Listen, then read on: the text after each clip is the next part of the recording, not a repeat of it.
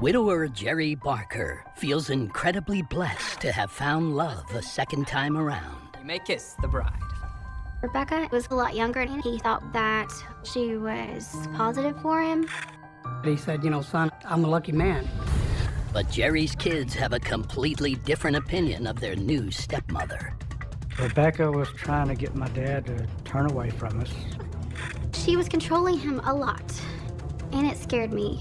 When family ties are severed, a horrifying plot plays out. My wife said she's gonna kill your daddy. Want you had this under control. It's very difficult to commit the perfect murder. It's not as easy as most people think. I can't breathe. Oh my gosh. 64-year-old long-haul trucker Jerry Barker loves the lure of the open road. He started driving a truck early on when I was just a little baby. He was a dedicated truck driver, really good at what he did. And he loved to drive. I mean, he loved it. It was the independence. Being on his own boss, his own man, and seeing the country. But there's nothing so sweet as coming home to his wife of 44 years, Frances May. We'd come home tired and beat to death, and she'd have his supper waiting on him. Hey, there's my mama. Oh, baby. My mother always spoke to her friends, you know, there's not a better man than my husband, you know. My mother loves my father. Whatever Mama wanted, she got. Mama was spoiled. Oh, I love it. Oh, sweetheart. Oh, thank you. That's so beautiful. A little over 10 years ago, the Barkers bought a 21-acre piece of property for Jerry to build May the farmhouse of her dreams. She worked on that property to make it like she wanted it. They're just a team. They're a little like two little ants building their little empire for their lives. The Barkers have 3 grown boys, Gary, Mike, and Ken. Though they've all moved out, they visit as often as possible. I was there on the weekends as I was growing up. Also, during the summer, sometimes I would spend a week or two. It was the perfect place for family. But their little slice of East Texas heaven will unexpectedly fall apart. Touch it. In July of 2001, complications following a routine heart procedure lead to the passing of May Barker, the family's matriarch. She got a stent, and then she had gotten up when she wasn't supposed to and bled to death. Hold on for me. It was shocking for us to hear the news because she was doing perfectly fine when we saw her last.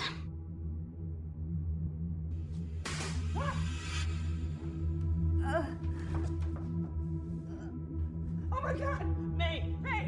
It was really a shock. Baby, Mama, please hold on. Please hold on. I said, what did you say?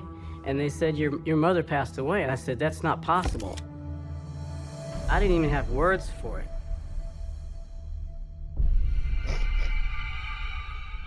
No one takes May's death harder than Jerry. Oh, mercy. My dad came all apart. He says, it's so bad, I just want to take a gun and blow my head off. His whole empire was crumbling. Dad was lost without Mom. Mom did everything. Dad would make the money, and Mom controlled everything. Weeks go by, and Jerry struggles to keep going. People were worried about him. People were worried about him.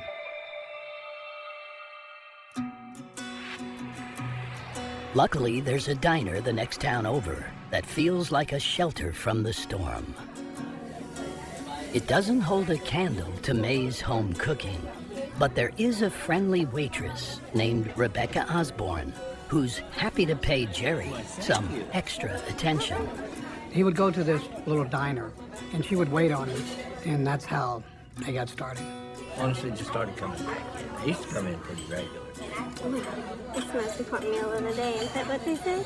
I think he had the impression that she was that upbeat, good person and positive for him. Well, my wife and I used to come in pretty regularly. We enjoyed coming here, but she passed away recently. Soon, 40-year-old Rebecca is sharing her issues as well, including a recent divorce and her heartache over losing contact with her daughter. Hi there.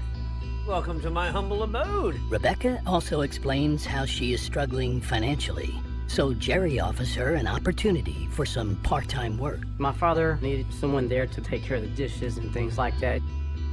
From that instance, things started changing. Welcome to my home. Before long, Rebecca's moving in. He asked her to come there and watch the house while he was on the road, and then she would help him with his road trips. When he needed something, he'd call her and she'd set it up. Maybe he just needs someone to talk to, a female relationship, so I left it alone. For Jerry, having another woman by his side is just what the doctor ordered. And I have made spaghetti. In 2002, just 10 months after May Barker's sudden death, her sons get some shocking news. Gary knew about it first and said, hey, guess what? Dad got married. I said, hey, not possible. He couldn't have got married. A few weeks earlier, Hey, Gary! hurt feelings aside, Gary promptly heads over to meet his dad's new bride. Rebecca, this is my son, Gary. What a surprise. Rebecca, at first, she was real nice to me. Everything was going good. Can I get you guys something to drink? Sure. I'll be right back. Then Jerry makes an odd request. Call Mama, would you? My dad wanted me to call her Mama. If you would. I'm like, Dad, I can't call a lady that I'm older than my mother. I have one mother, and that's my mother. He goes, I understand, son. I knew I upset him. I won't bring it up again. But something is happening that's causing concern. Their father has returned to an old, unwelcome habit. Dad, are you drinking again? He was an alcoholic, but he quit. My grandma made him quit. She started him drinking. I was like, oh, this is not good. I think she would use the alcohol to control my father. I said, Dad, why are you drinking? Look at you. Don't make it my problem. Jerry won't tolerate any criticism of his new freewheeling lifestyle, especially from his boys. See the reason you drinking? Oh, now, come on now. He said, that's my wife now. If you don't like it, leave. She's good to me. She's a good girl. And I'm like, man, this ain't right. Jerry insists he's just enjoying his life, but his worried sons think this second marriage is off to an ominous start. I mean, it's like Dad just went in a party side of life with this lady. She was really pushing him toward the edge of the cliff. It all went bad from there.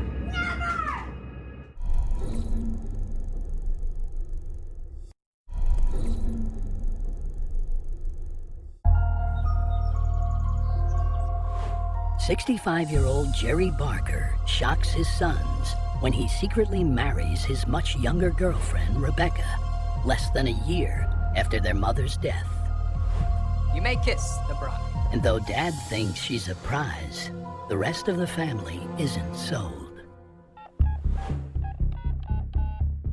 The kids didn't like Rebecca from pretty much the get-go. She was not very kind to them, was not very welcoming to them. I think they saw her as a bit of a gold digger. Hey, Papa Derry. How are you? Hey, baby girl, how you doing? About the only one willing to give Rebecca the benefit of the doubt is granddaughter Wendy. Maybe we should really just get to know who she is. Let me introduce you to Rebecca. She's right behind me. Hold on a second. Put it on speakerphone. Hello, Wendy. Hi, Rebecca. How are you? I cannot wait to meet you. I've heard only good things. She was nice on the phone. My cousin and I thought of the idea of maybe getting together to have some kind of cookout. Do you guys want to do something sometime? Just to do something family-oriented and see, how she is and stuff like that. Because of course we were going to give her a chance. I wasn't upset. I was curious more than upset. So we were going to figure it out. Yes, we'll have to arrange something soon. But every time Wendy tries to lock down a date, Papa Jerry and Rebecca are too busy, Just getting ready to sit down. Can we talk again real soon? leading her to simply give up. So it kind of went from I could go to visit my grandparents anytime, no questions asked, to no, he's too busy to talk to you on the phone. Rebecca was worried that Wendy had a big influence on my father, that she could easily come in to the system that Rebecca had working and disrupt it. Rebecca was trying to definitely keep her away, and at all costs, keep her away from my father. Meanwhile, Jerry's focus is solely on making his new bride happy. He was trying to spoil her to make up for what he couldn't give my mother.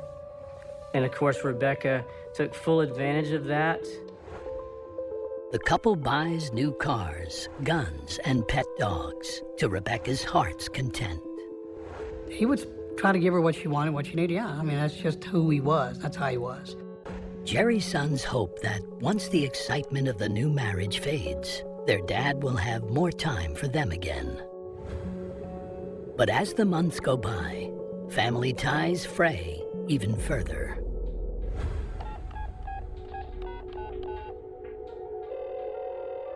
I would call my father's home, and it would go straight to the answering machine. I'd leave a message, and I would not get a call back. Yeah. Bye. And I did it several times. I just said, well, apparently, they don't want to talk. On the rare occasion that family members get through, Rebecca almost always picks up. No, he's out in the truck. Rebecca would answer the phone and say that my dad's not around or my dad's not here. Park residence?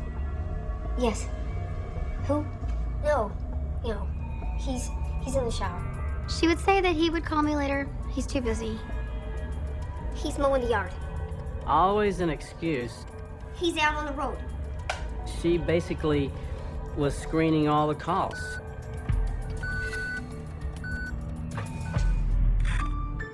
Holidays had always brought the Barker family together. But in 2002, everyone celebrates by themselves. Wendy sends a Christmas card to Papa Jerry and Rebecca. There's nothing in return. We all tried to help him and get him to come over to our house for holidays, but it seemed like they were really busy all of a sudden, so they never could. Hey, Papa Jerry, it's Wendy. Give me a call back, please. I'm trying to call you. I love you. Bye. I think Rebecca was trying to get my dad to turn away from us. No phone calls, no coming over to see him. Over the next 5 years, the once tight-knit clan becomes fractured and distant. After my grandpa got married to Rebecca, I had kids and he didn't get to meet them because she would allow him to come around. I missed a lot of Christmases with my father. I missed the Thanksgivings, the Father's Days, the birthdays. There was just no communication.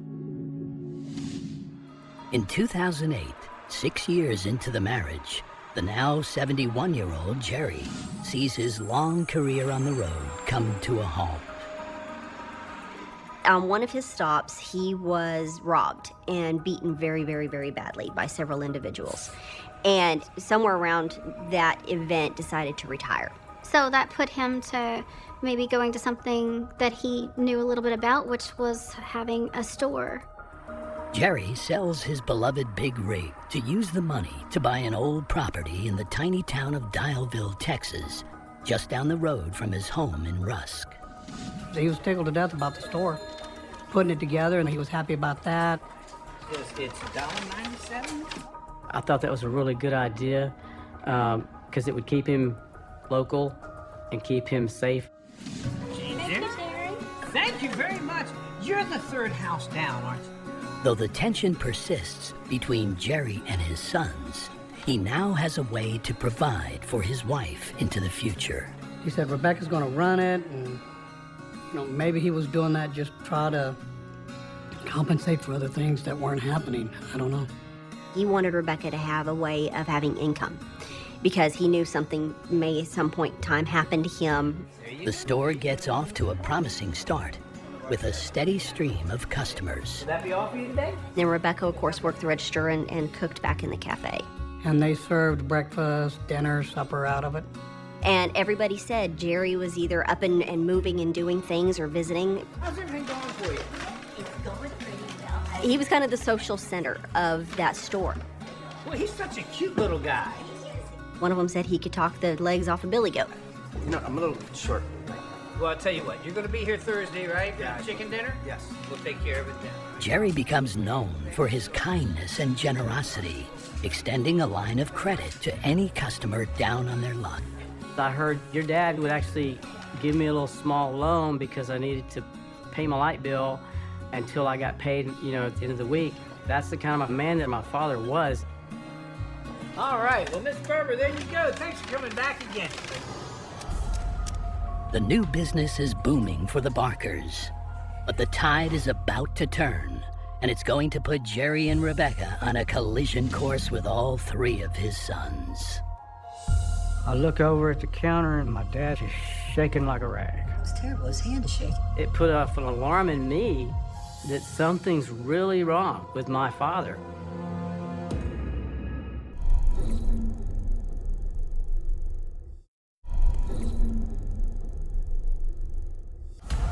When 73-year-old Jerry Barker trades in the open road for a general store, his family hopes it can bring them all close again.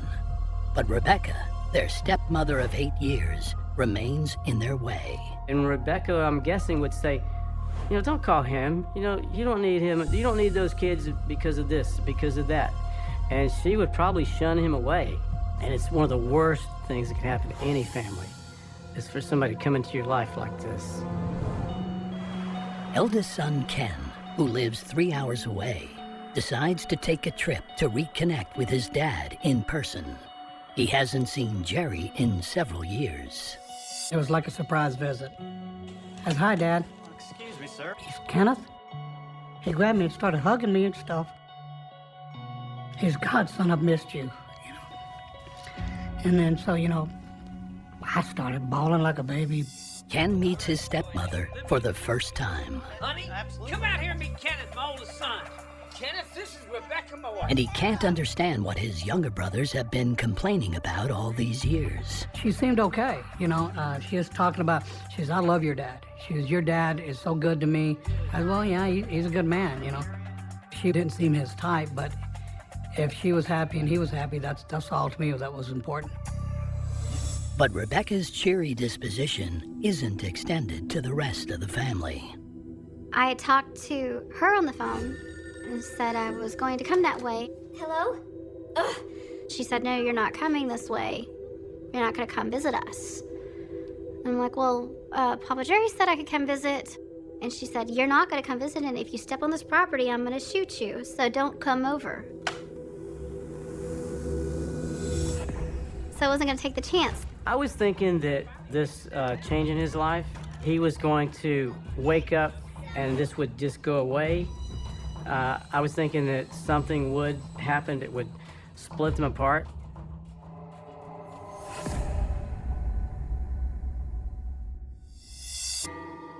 After 2 years in a rough economy, not only is the business slowing down, so is Jerry. He still has limited mobility from the truck stop attack. And now, the 75-year-old has a new health problem. All the years of drinking have led him to become diabetic. Then, of course, he started having to have the insulin shots. He was getting older and not so healthy, and to have him, start drinking and things like that, that's not looking out for someone that you supposedly love.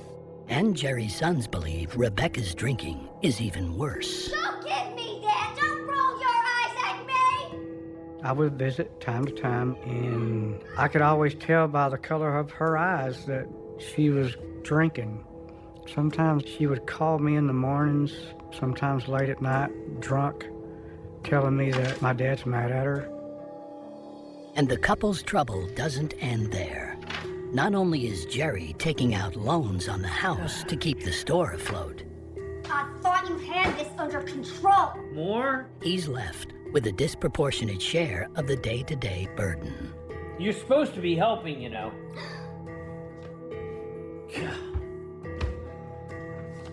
So you have the 76-year-old man with these physical issues having to run an entire store, cook, do everything by himself because Rebecca decided she didn't want to come to work that day. And that was happening more and more.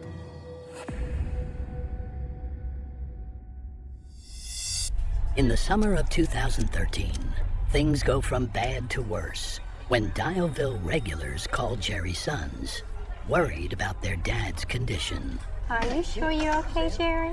I'm doing fine. There would be days where they would come in, and again, we're talking about the social butterfly of Dialville, the heart of the store. And people were coming in, and he was sitting in a chair drooling on himself, almost catatonic. I showed up and my dad's just shaking like a rag. I'm like, oh my God, Dad, what's wrong with you? Dad? I look over at the counter in the store and there's pills all over the counter. Rebecca's over there. I'm like, his medication's not right. I said, he's shaking too bad. I said, this ain't normal. He's fine. He looks terrible. Instead of showing any compassion, Rebecca tells Gary he needs to leave. I need to go. He's scary. So I went outside and I called my brother Mike. I said, look, I said, something is wrong. Hey, it's me. I think Rebecca's messing with his medicine. Yeah, I saw it, yeah. Gary says that I think that she's trying to do something to him. You know, she's trying to disable him or possibly take his life in some way. You know, have a diabetic coma or whatever might come from this. And it concerned me greatly. Gary's theory concerns Mike enough that he runs his stepmom's name through an online background check. He can't believe what comes up. I found that she was on probation, that she actually attempted to murder her first husband. I was shocked. This woman's bad news for him, even worse than I thought. You know, I told Gary, I said, I can't take it anymore. I said, I have to get involved. That's when I called Adult Protective Services. When authorities go to the store to investigate, Jerry seems perfectly fine. There's nothing further they can do. His sons choose not to push too hard for fear of what Rebecca might try next. And I said, Dad, I'm gonna ask you a question, and don't lie to me. I said, just say yes or no. I said, are you okay? He said, well, yeah, son, I'm fine. I said, do you need to get me to come get you? I'll come right now. No, son, I'm fine. A few days later, Ken gets a harrowing call from Rebecca. She'd said that Dad had locked himself in the store. He had, you know, he's off his medicine and he's got a gun. And she was afraid he's gonna hurt himself. So then I said, all right. I said, look, I'm on my way. Jerry actually ends up having a nervous breakdown because of the anxiety of what's going on. I don't know. He was also on medication for anxiety. And I imagine that was probably exacerbated because this was also the period of time where his medication is messed up. Jerry, wake up. Hey. You know, there was a gun there, but Dad was laying there, asleep. On a table, both down on a table flat. And that was basically it. And I talked to him and they took him to a clinic. Everything's gonna be all right. Thank you.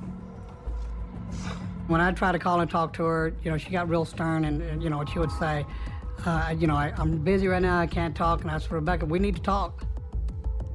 We need, you know, I want to know what's going on. She goes, everything's fine, Kenneth, your dad's fine. It's just his medicine messed up. I would never hurt your dad. After a brief stay at the hospital, Jerry's released and back with Rebecca. I hope you enjoy your dinner tonight, Jerry. His worried sons aren't sure what their next move should be, but they have a strong feeling they're running out of time. Everything was going in a tailspin. And I said, well, we've got to do something. My wife said, she's gonna kill your daddy. She is going to kill your daddy, I can feel it. A few weeks after his breakdown, the family hears from locals that Jerry's doing poorly again. Several members of that community said they knew something wasn't right. A couple of really good friends of Jerry's said the same thing. This time, Jerry's granddaughter is so worried, she decides to take action. I would call again and she would answer if she answered and said, he doesn't want to talk to you. If he can't talk at all, he's really sick and it looks like a bad situation. I felt like a welfare check would help. Hi, I'm concerned about my grandfather. Can you go check on him, please? I was hoping they'd do it the same day, but they didn't. They waited until he was at the store. Once again, finding Jerry coherent and Rebecca playing the dutiful wife, authorities are unable to take action. We'll see. The next day, when Wendy's phone rings, Hey, Papa. instead of it being the sheriff's department calling her back, it's her Papa Jerry. He was so upset with me. He said he doesn't ever want to talk to me ever again. What was that you had these people come over here and talk to me? He said that I embarrassed him in front of all of his customers, and he was mad. Do you know I had police come in my shop with customers here? Then Jerry delivers the most painful blow of all. He told me don't ever call him again. You stay out of my business. You have no right meddling in this. I don't want to talk to you. Papa. Papa, I'm worried about you. If I ever call him again, he is going to file harassment charges against me. He must have had her prompting him on what he needed to say to me because it just doesn't seem right. After a few minutes, Wendy calls Jerry back to apologize. Jerry's still fired up. Papa, I'm sorry. I love you and I miss you and... I don't want to hear it. Don't call me back. I don't ever want to talk to you again. He said, that's it, I'm filing harassment charges against you. Just called me again. I'm like, Papa Jerry, I am going to call you every single year on your birthday and tell you happy birthday. I'm going to call you on Christmas. I'm going to call you regardless of what you tell me on the phone because we love you and we care about you. And you can't see it, but you need to come over and you will see it. He said, no way, and yelled a few bad words at me and slammed the phone down. Wendy was actually his favorite granddaughter. And for him to say that to her, first it hurt me to hear it. Second is it put off an alarm in me that something's really wrong. You know, something's really not right in Rusk, Texas with my father. Mike asks younger brother Gary to check on their dad in person. Rebecca, where's Dad? He's not here. When Gary enters the store, things go from bad to worse. Is Rebecca? Do we have to Rebecca reached behind the counter. She goes, you need to leave. I said, Rebecca, I'm going to act like I didn't see that. You need to put it down and put it behind the counter because if you pull it out on me one more time, I said, you're going to mess my whole life up. She goes, oh, you threatening me? I said, no, you're the one threatening me. You're the one that's reaching for a pistol, wanting me to leave. So I did. I left out of the store. She shot her first husband. Now she's threatening to shoot my brother. Okay. Now I'm getting, we need to do something. Desperate for help, Mike calls Adult Protective Services yet again. I asked them to remove him from this house, and I did state that his life was in danger. I thought it was an emergency to do that. I did not hear anything back from them.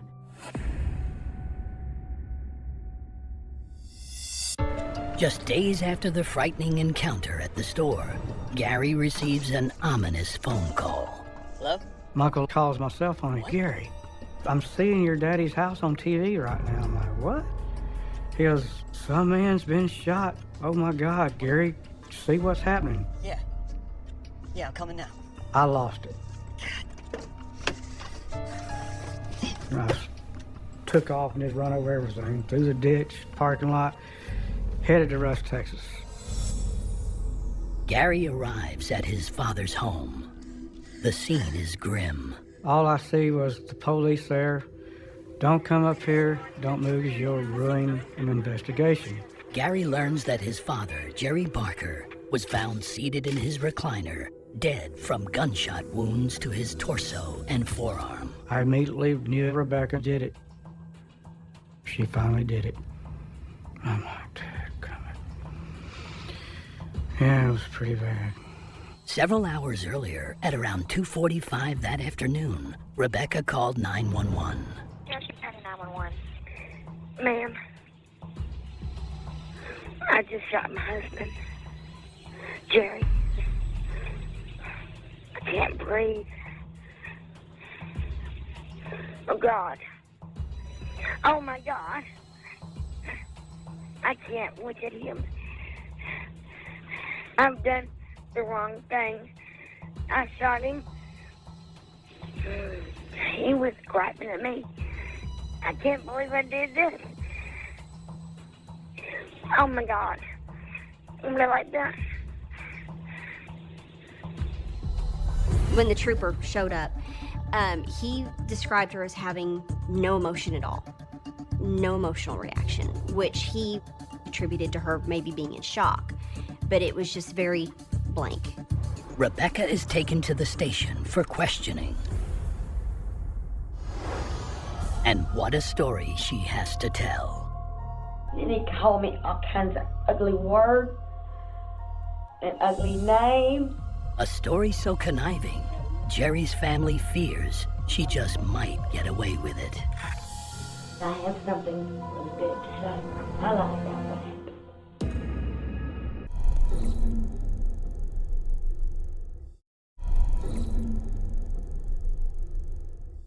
Jerry Barker's son's worst fears have now come true. Hey, it's me. There's detectives everywhere. Their father has been shot to death by their stepmother, Rebecca. Gary said, Rebecca shot Dad and she killed him.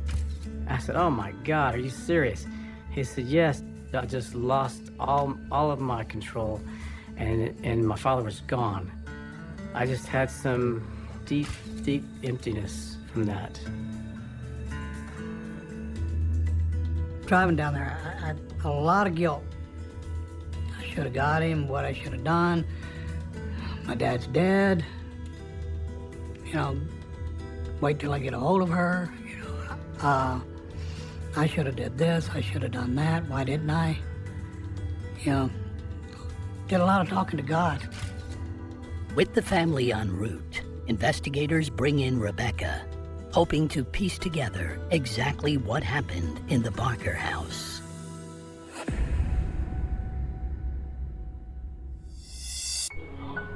God, what have I done? So she starts off by telling law enforcement that he had just been on her verbally, had been just picking at her, had been forcing her to work all these days and all these hours, had just been saying horrible, mean, abusive things to her, had been just verbally abusing her for 3 or 4 years. And he called me all kinds of ugly words and ugly names. Basically painting Jerry as this just horrible, abusive, mean-talking individual that just wore her down and wore her down and beat at her and beat at her and beat at her till she snapped. He's pushed me to the limit and I've tried to tell him. There was no way, none, that he was beat her or abused her. None, not at all, none. She said she was standing there and she grabbed the gun and she shot him once and then she shot the wall. And then she freaked out, oh my God, what have I done? And laid the gun down so it wouldn't go off again. But the crime scene tells a very different story. The day after the murder, Ken, Mike, Gary, and Wendy descend on the family farm. What they find hits them hard. When I walked into the house for the first time, I was going, oh my God, how could somebody live like this? There was dust, dirt, clothes, dog fecal matter all over the floor, dirty dishes that were there, and bugs were crawling all over them.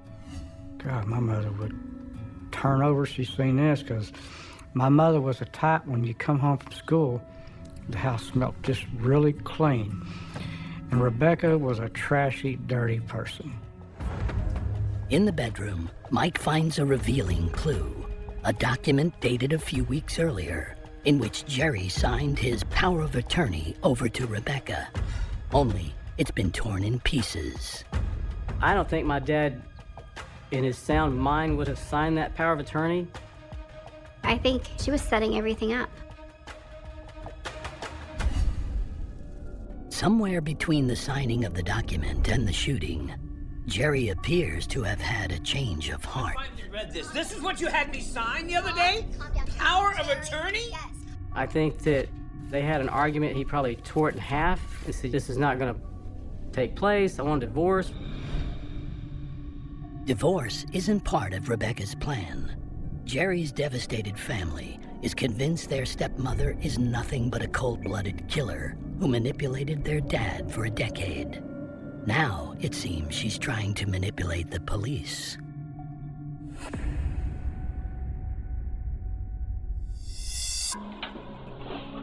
He's been threatening me, and he's been telling me that I'm no good.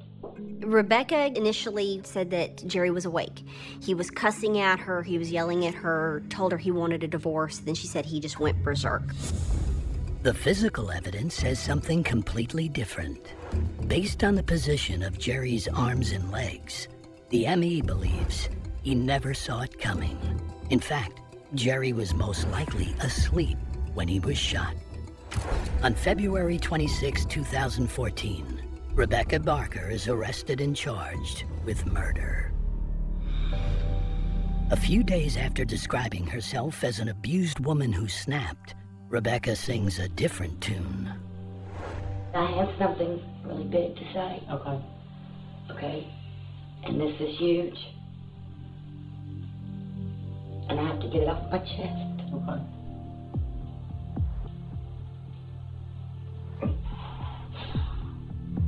I lied about what happened. Okay. I didn't shoot Jerry on purpose.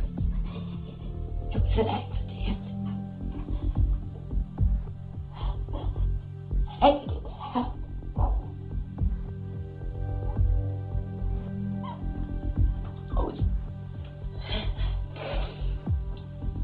We were just laying around, joking around.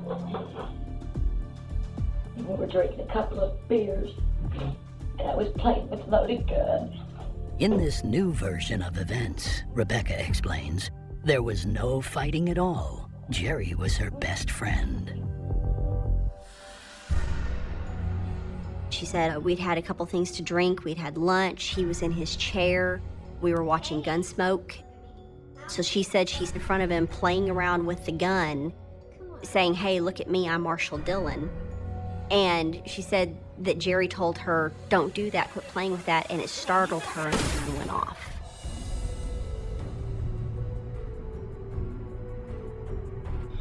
But law enforcement isn't buying it.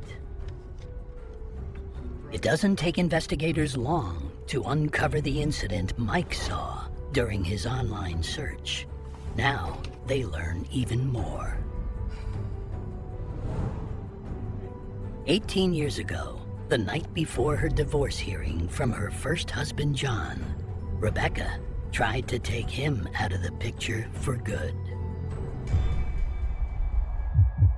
3 bullets ripped through the back of his neck and the back of his head. One exited his jaw, another one came out of his shoulder.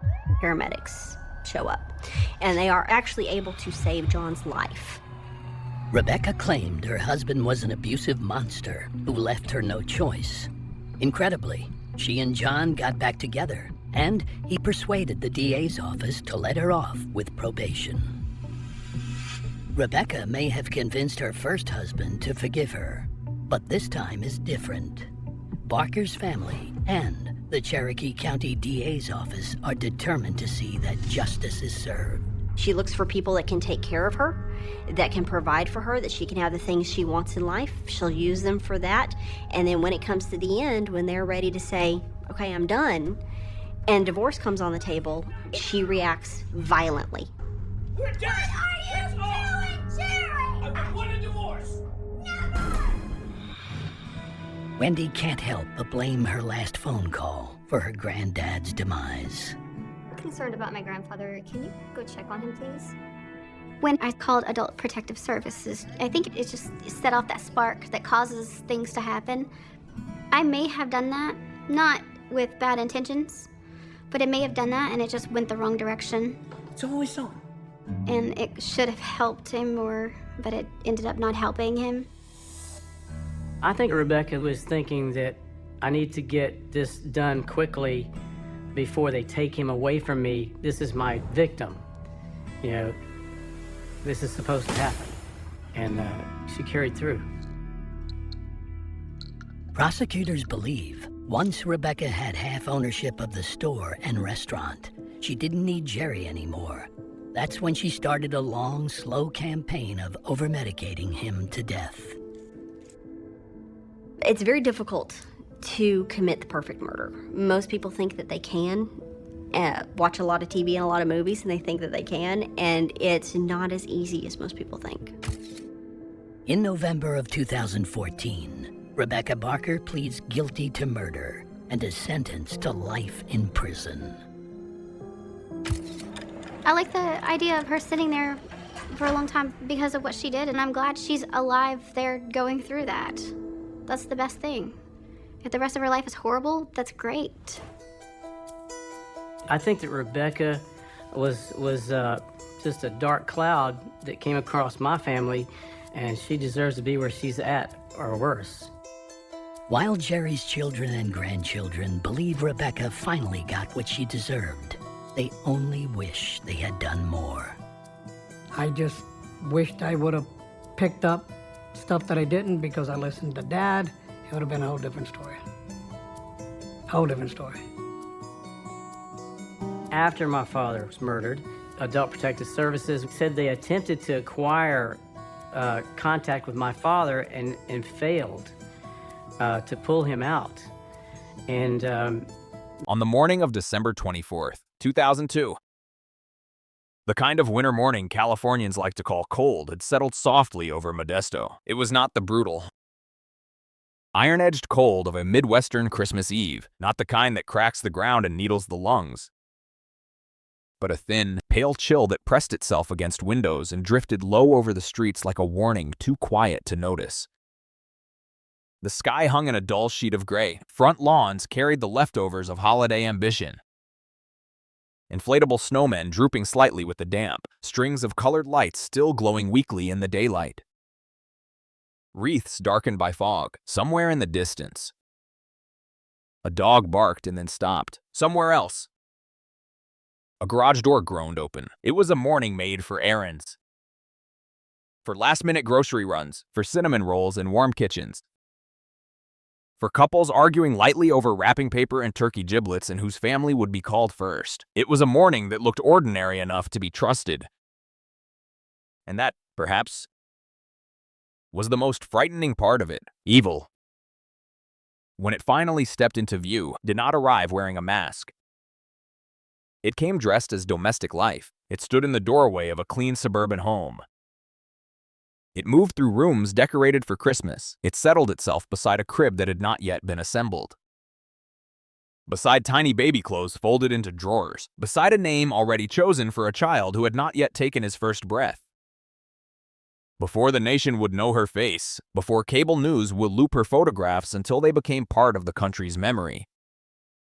Before strangers would begin speaking of her as though they had lost someone of their own. Lacey Peterson was a young woman on the threshold of a life that seemed almost painfully normal in its hopes. She was 27 years old, 8 months pregnant.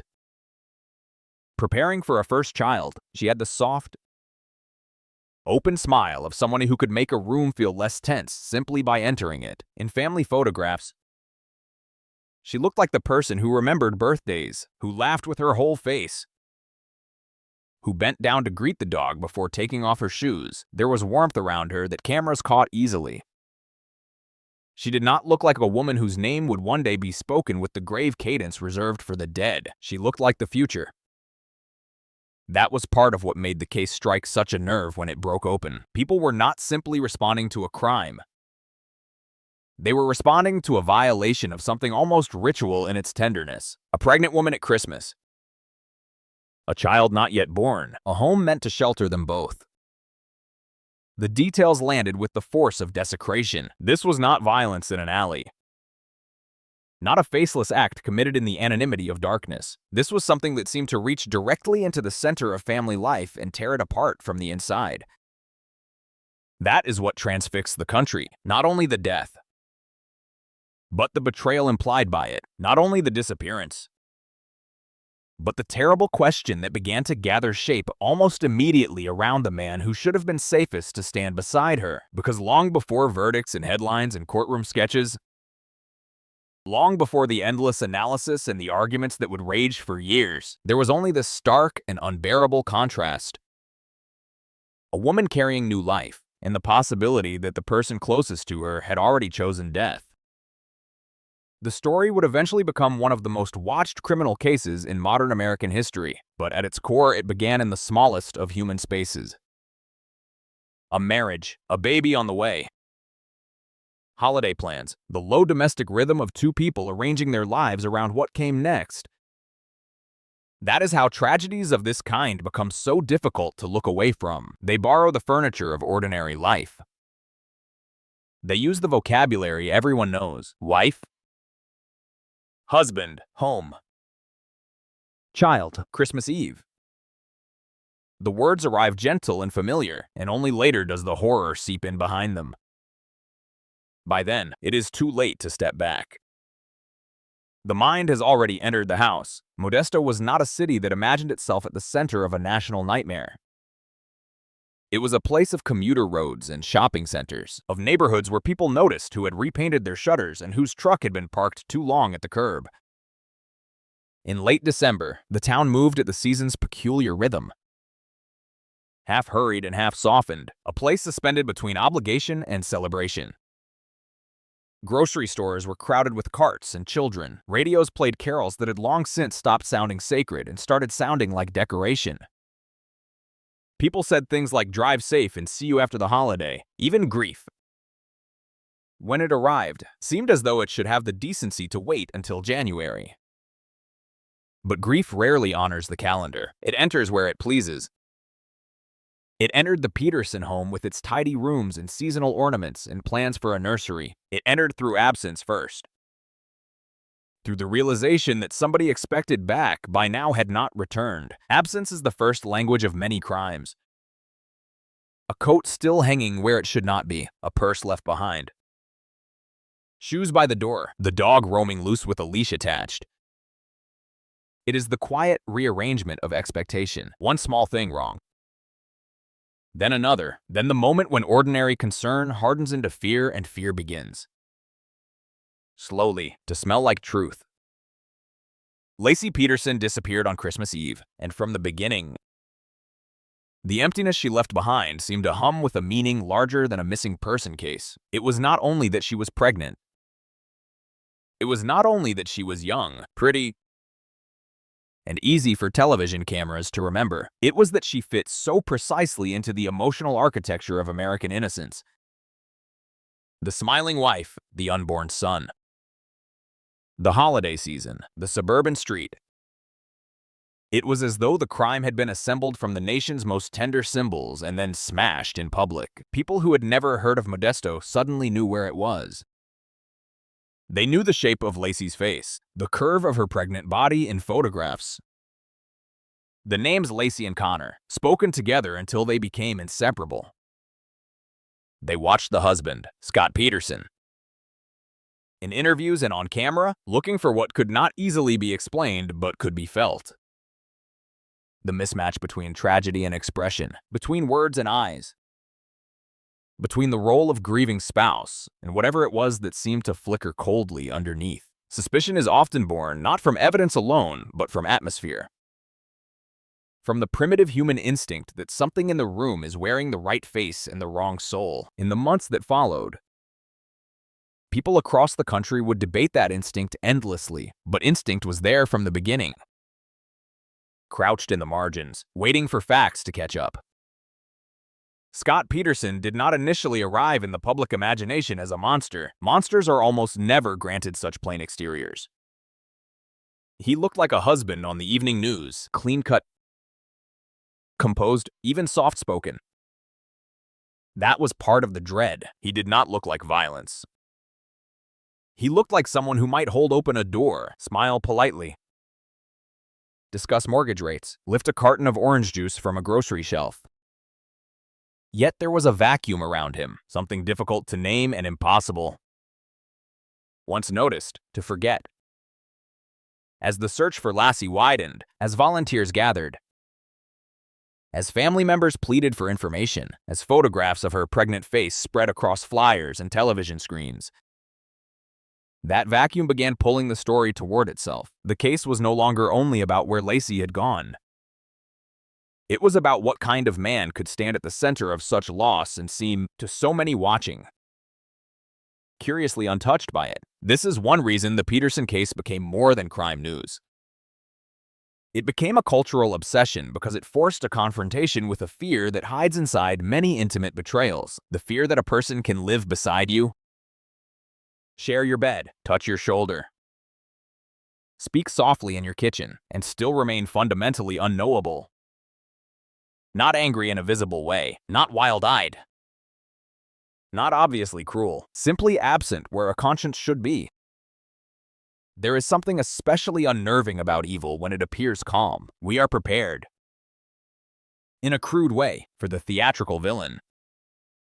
The man whose brutality announces itself in slammed doors and raised fists, in obvious menace. But the colder figure, the one who keeps his voice level and his clothes pressed, threatens the imagination more deeply. He suggests that destruction does not always erupt. Sometimes it plans, sometimes it smiles. Sometimes it waits until the Christmas tree is up, the hook of this case. The thing that seized the public and did not let go was never just the mystery of a missing woman.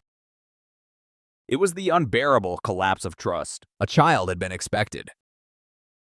A family had been forming. Beneath that simple outline lay all the small, glowing assumptions by which people live. That pregnancy is protected, that home is refuge, that the person rubbing your back at night is not rehearsing your disappearance in his mind. When those assumptions fail, the world does not merely feel dangerous. It feels counterfeit. Even the happy photographs begin to change under the eye. Viewers stared at wedding pictures and maternity portraits looking for signs they could not possibly have seen before the fact. Was the smile strained? Did his arm rest too stiffly around her waist? Was there in his face, even then, some glint of impatience, some private withdrawal mistaken by others for reserve? This is what notorious crimes do. They reach backward and poison memory. They make every earlier image look staged by fate. Yet Lacey herself remained stubbornly, heartbreakingly human through all of it. In picture after picture, she seemed animated not by drama but by tenderness. She was not reduced, at least in the minds of those who mourned her, to a symbol alone. She remained a daughter, a friend, a woman awaiting motherhood with the everyday mixture of anticipation and fatigue and wonder that marks late pregnancy. People close to her did not describe a life in shadows. They described they described excitement. They described a future that made the eventual reality feel more savage. Because murder is always an obliteration of possibility, and here the possibility was doubled. There was Lacey, and there was the baby boy she carried. Connor, already loved, already named, already imagined into the family before he ever entered the world. To speak of this case is to speak, then, not just of death but of theft on an almost sacred scale. A mother, a son, a future Christmas, a first cry in a hospital room, a small hand wrapped around a finger. Every true crime story lives partly in its evidence and partly in its absences, and this one was built from absences so intimate that people could not help filling them with their own dread. The empty nursery, the unopened gifts, the missing body, the unborn child who would never be held. The husband whose story seemed, from one angle after another, Not merely insufficient, but carefully arranged. The public kept watching because each new detail deepened the same central wound. This was not random chaos. It began to look increasingly like intention. Deliberate, methodical, intimate intention. And intimate crimes disturb a society in a special way because they expose how violence grows in places designed to hide it. Not every marriage in trouble leaves bruises visible to outsiders. Not every deception announces itself in screaming matches. Some people live double lives with the mechanical neatness of accountants. They compartmentalize desire, resentment, fantasy, and self-preservation until the structure looks almost elegant from the outside. Then one day the compartments rupture. And what spills out is not confusion, but design. In the Peterson case, the public sensed design before it fully understood it. They sensed it in the cadence of events, in the discrepancies, in the shifting emotional weather around Scott Peterson as facts emerged. The question was not simply whether he knew more than he was saying. The darker question was whether he had wanted the life growing beside him to disappear because it obstructed the life he preferred to imagine for himself. That possibility struck something ancient in the collective imagination. The husband who should protect but destroys. The father who rejects before the child is born. The betrayal not of a marriage only, but of the most basic covenant between vulnerability and care. Cases become famous for many reasons, but only some become permanent. The Lassie Peterson case stayed alive because it seemed to gather within itself a whole repertoire of American fears. The fragility of domestic happiness, the mask of respectability, the media spectacle surrounding beautiful victims, the courtroom as national theater, the sense that marriage can conceal abysses no neighbor can see. But before all of that, before arguments over evidence and documentaries and decades of public fixation, there was one image that held the entire country still. A pregnant woman gone on Christmas Eve. It is difficult to overstate how powerfully that image worked on the public mind. It bypassed analysis and went straight to instinct. Protect her. Find her. Something is wrong. And once the suspicion turned toward her husband, the emotional current became almost impossible to resist. The story transformed from concern into something closer to moral panic because the alleged betrayal was so intimate and so complete. The home had not failed to keep danger out. The home had produced it. In that sense, the hook of the Peterson case is not a flashy opening or a lurid detail. It is a slow dread, a suburban winter morning, a woman nearing the end of pregnancy, a husband speaking to reporters, a family waiting by the phone. Beneath it all, the growing feeling that what had happened here was not a sudden explosion, but a terrible decision made in private, in silence, by someone who had already detached himself from the human meaning of what he was about to erase. That is why the case still unsettles people. It is not only the brutality of the outcome, it is the emotional frost at the center of it. The sense that while one person was arranging a future around birth, another may have been arranging that same future around disposal. A cradle on one side of the room, a void on the other. And between them, Christmas lights blinking softly in the gray California morning. As though the world, in its innocence, had not yet realized what had already been done before a crime becomes a headline. Before a courtroom fills and camera crews stake out the pavement, before experts begin to sort motive from performance and fact from contamination.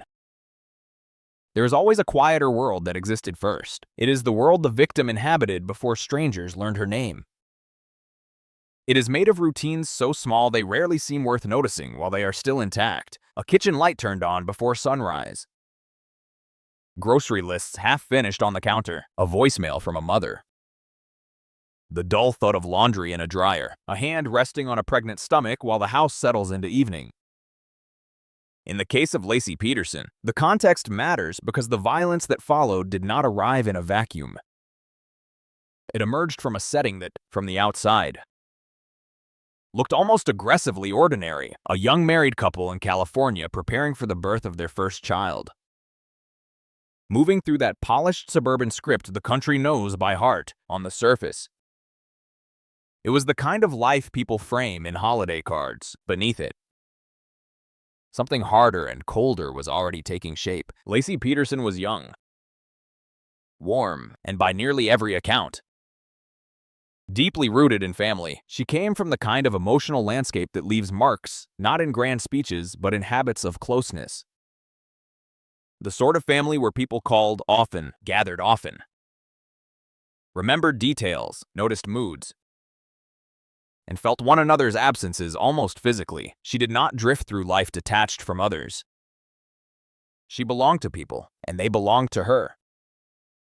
That becomes important later, because when she disappeared, the force that rose around her was not abstract sympathy alone. It was the force of a family that knew the texture of her life well enough to understand when something about it no longer made sense. Lacey was not a person likely to vanish into carelessness. She was not someone who moved through the world like a loose thread. She had structure, connections, obligations, and by the end of 2002, the heavy, intimate expectancy of late pregnancy, she was preparing not simply for another season of adulthood, but for motherhood. That changes the emotional temperature of a life. Even the smallest objects begin to acquire meaning.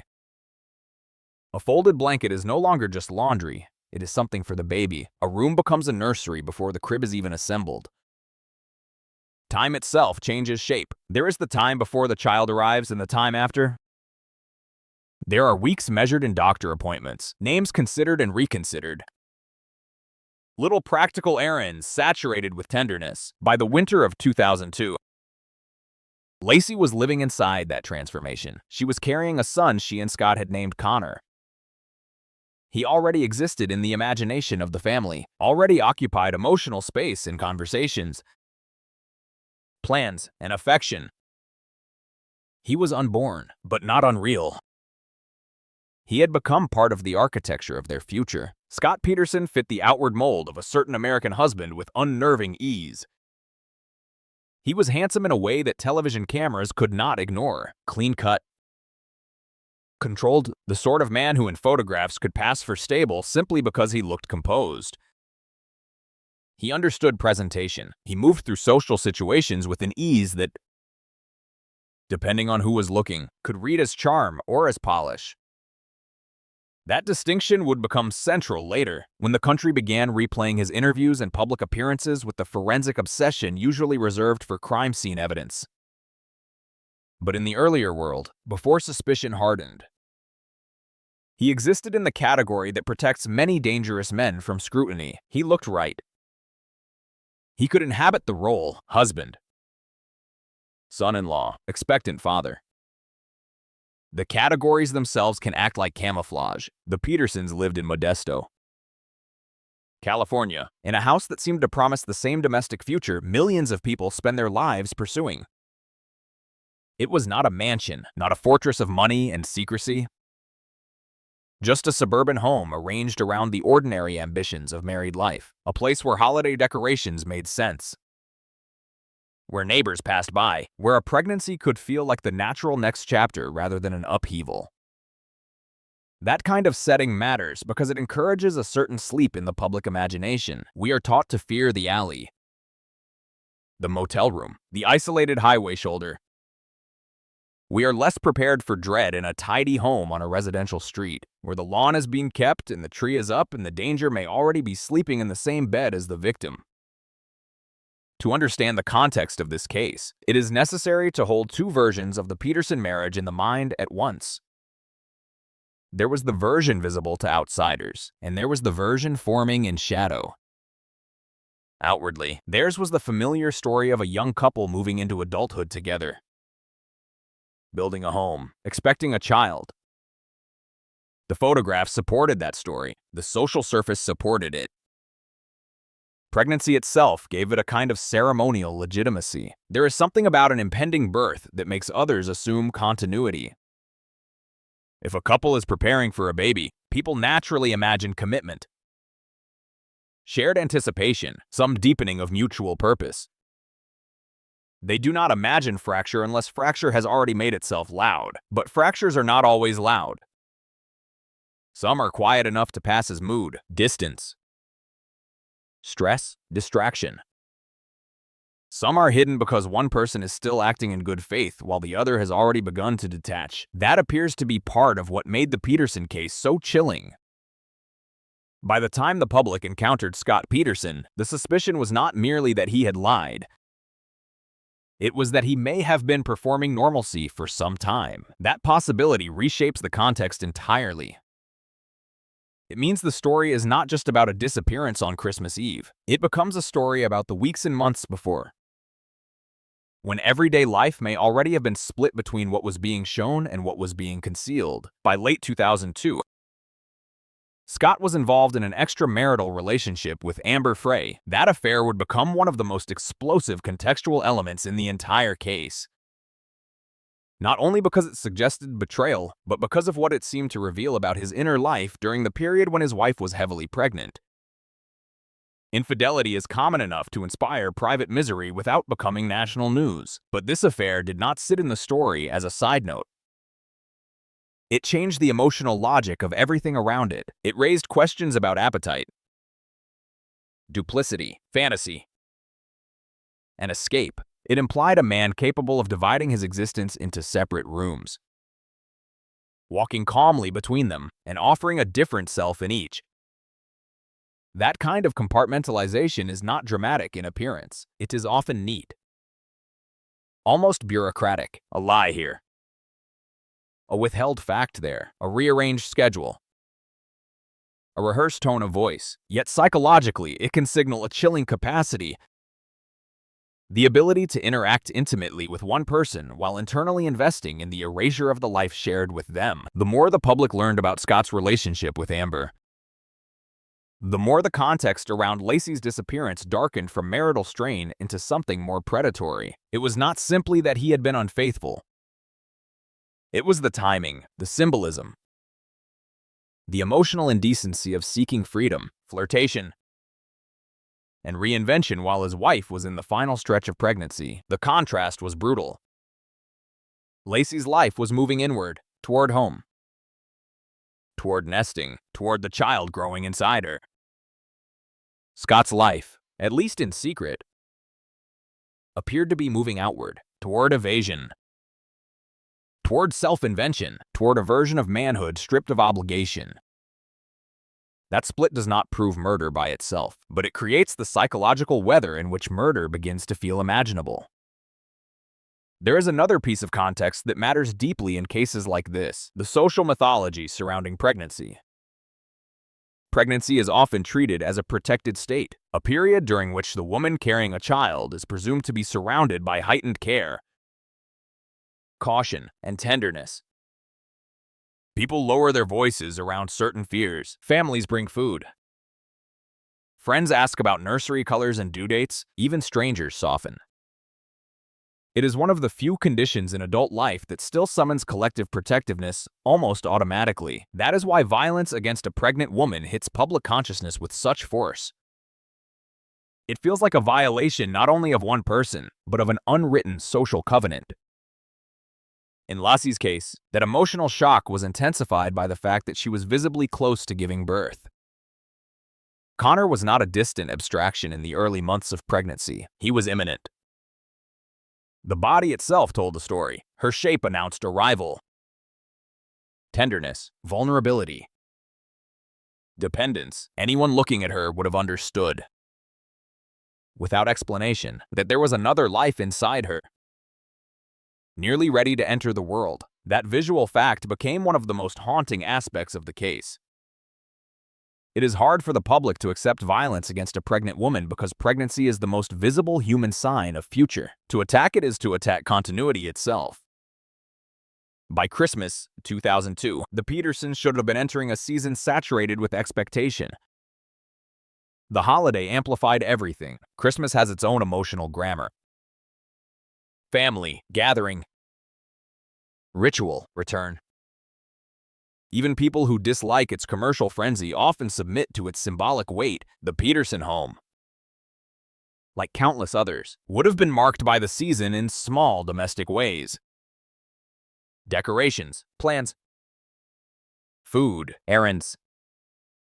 Maybe unresolved scheduling conversations about relatives and timing. The house would have looked occupied by life.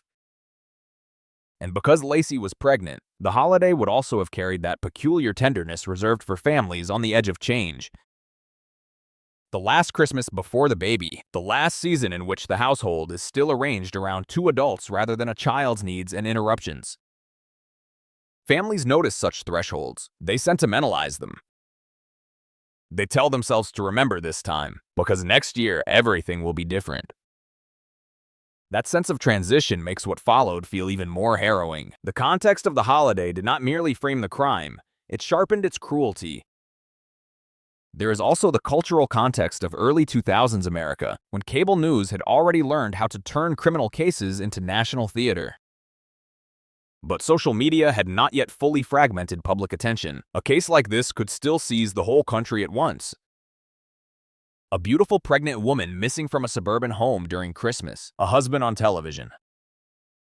A growing sense of contradiction and deceit, a trial looming in the distance like a storm no one could stop watching.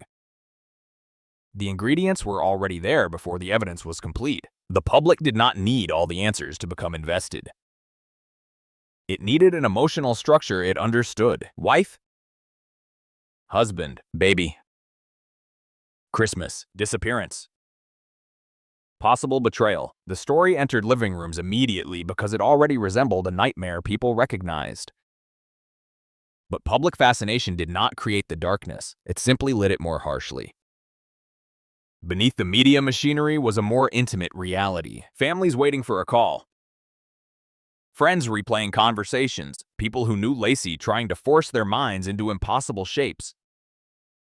Testing scenarios that might explain a reality their instincts rejected. Because here is one of the deepest contextual truths in cases like this. When a person is loved well, their disappearance is not first processed as mystery. It is processed as injury to the emotional order around them. Those closest to them do not think in headlines. They think in broken habits. She would have called. She would not have left that behind. She would not have missed this. She would not have done that. Love creates an archive of expected behavior. And when enough pieces fall out of alignment, fear ceases to be abstract.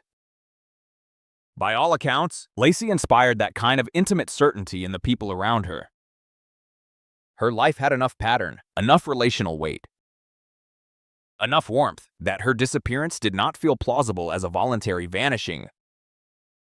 The context of family here cannot be overstated. Families in true crime stories are often flattened into roles once the national narrative takes over.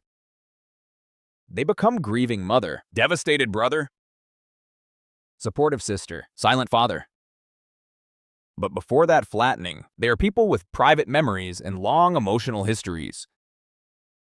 And those histories shape the first moral resistance to the lie. In the Peterson case, Lacey's family did not respond as though they were managing uncertainty in a vacuum. They responded with the force of people who knew her character and could measure the wrongness of events against it.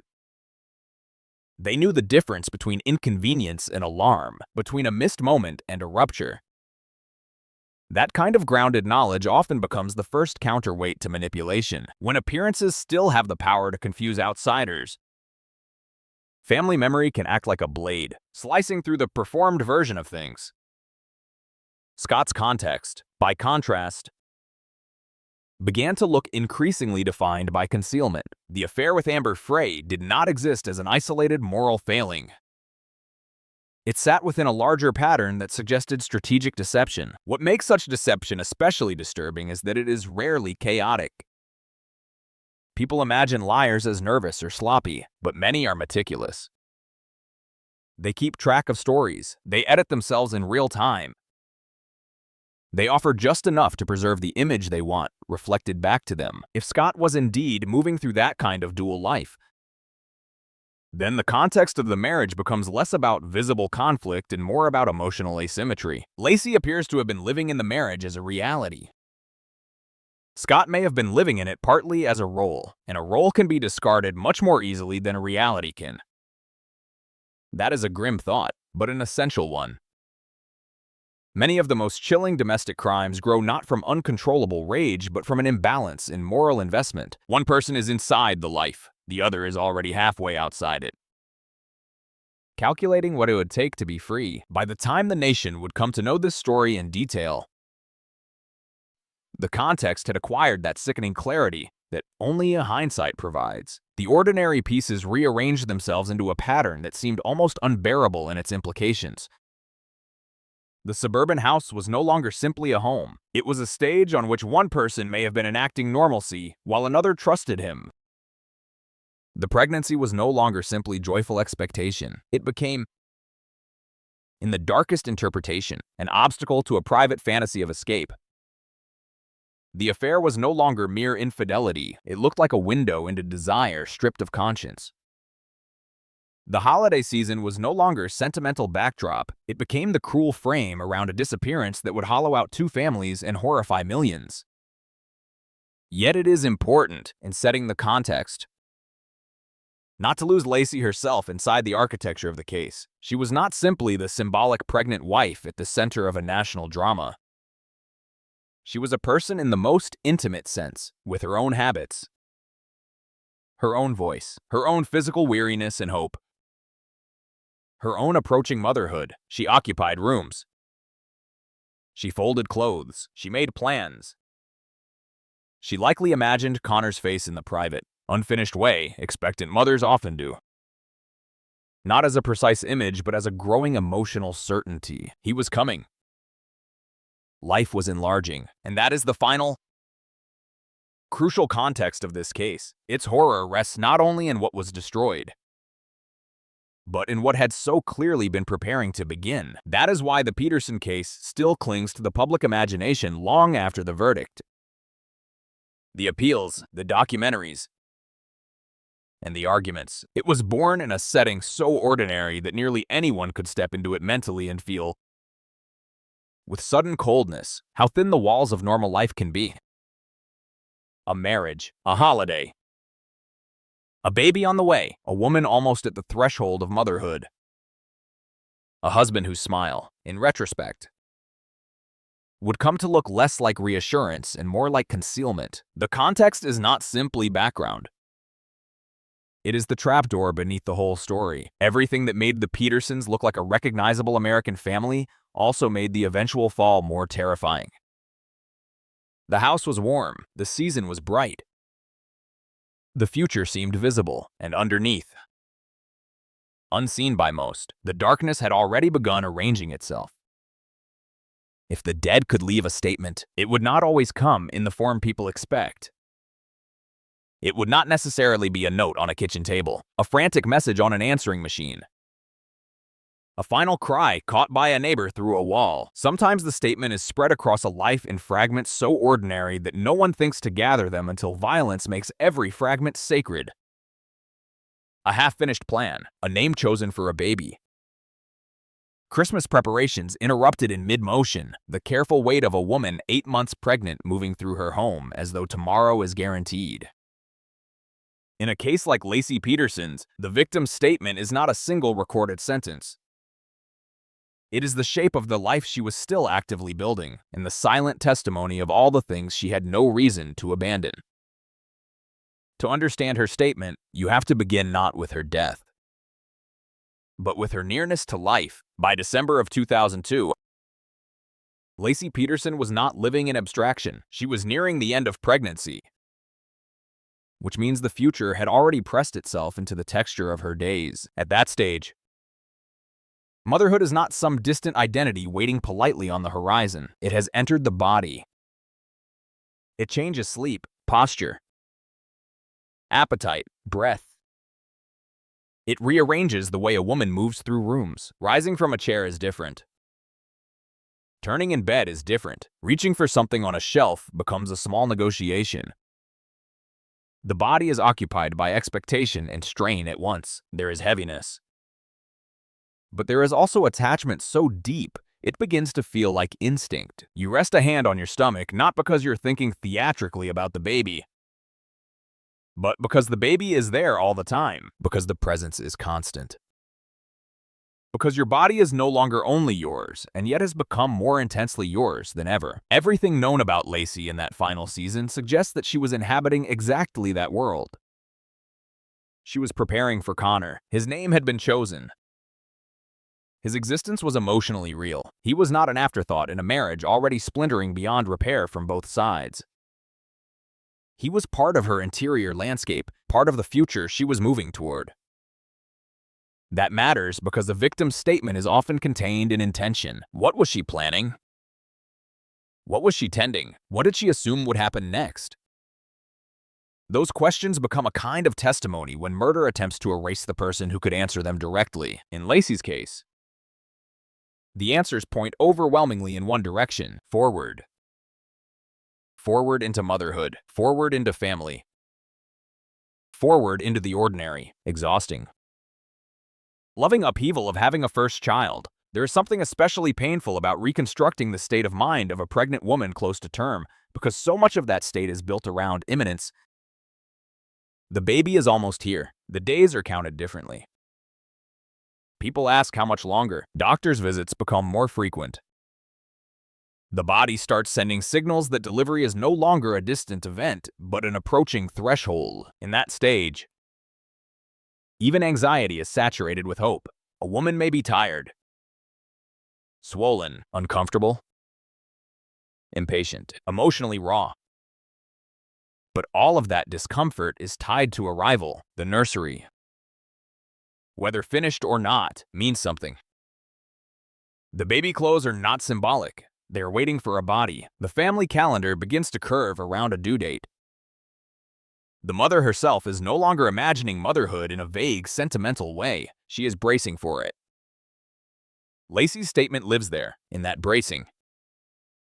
It lives in the fact that she was still participating in life as a woman expecting to continue. She did not step out of her story emotionally before someone else stepped in and cut it short. This is one of the most disturbing features of intimate murder. The victim is often still fully engaged in a future the killer has already begun to cancel. That asymmetry feels almost unbearable when viewed up close. One person is arranging, trusting, waiting, carrying. The other may already be withholding, partitioning, calculating, emotionally departing. In the Peterson case, the gap between those two inner worlds has haunted public memory as much as any physical evidence. Lacey's statement, insofar as one can reconstruct it honestly, seems to be the statement of a woman still inside her life, still believing in the next day, still woven into the small rituals of domestic continuity, still preparing for a son who was nearly ready to be born. That, by itself, is a powerful rebuttal to any fantasy that she had simply drifted away or detached from those who loved her. People do not vanish casually from a life they are actively building. They do not abandon a child they have carried into the final weeks of pregnancy. A family awaiting them, holiday plans underway, ordinary obligations still hanging in place. The statement of the victim is also preserved in those who knew her best. Family and friends often become the human record of what the victim would have said, not by inventing words, but by preserving character. They know what she feared, what she wanted, how she behaved, what she would never do without explanation. That knowledge becomes crucial when the victim can no longer speak. In Lacey's case, the sense that something was deeply wrong emerged not only from the raw fact of disappearance, but from the incompatibility of that disappearance with the woman they knew. She was not someone who cut herself off without warning. She was not someone likely to leave behind her routines, her relationships, and most importantly, the child she was days or weeks away from delivering. Her life had connective tissue. She was linked. Her absence, then, did not read as self-directed silence.